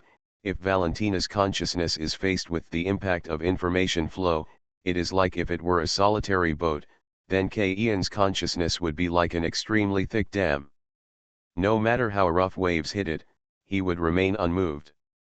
The only thing that made K-Lan a little embarrassed was that the memories he didn't want to share with others, the more he didn't want to think of them, the more they would appear in front of him. In this case, not only could he see it, but Valentina the same can be seen. And K-Lan also felt Valentina's special emotion for herself. You actually knew it all along, and you were just pretending to be stupid, right? Valentina said in the consciousness of the two of them. Let's not talk about it for now. Let's focus on the present. The lives of others have been put into our hands. We must take them out alive, K-Lan said. Don't think about unnecessary things, abandon distracting thoughts, and focus on the present. Imagine yourself as a machine without emotions, a machine that only knows how to execute instructions. It's a pity that the memory fragments sealed in the brain have not been dug out. K-Lan can only choose to give up. However, this synchronization of thoughts gave him an idea. Perhaps, he can try this method in the future to break through the fog deep in his mind. K-Lan shook his head vigorously to get rid of the last distraction, and then focused all his attention on the blasphemer Mecha. The space under the feet of the machine is distorting. This is a signal that Z-Logo is about to eject the blasphemer. After breaking away from the space barrier, they will withstand the overwhelming artillery fire, break through the tree canopy and dense fog in one breath, and then attack the indigenous people. After the creature did not launch an attack, the attack on Xiaojiangkai was completed. I leave the control of the machine to you, and I will control the timing of the attack.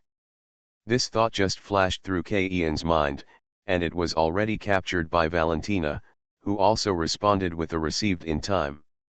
The entire communication process takes less than 0.01 seconds. This is a deep-seated communication of consciousness rather than verbal communication. In this state, K-Lan and Valentina can be described as having the same heart and feeling the same.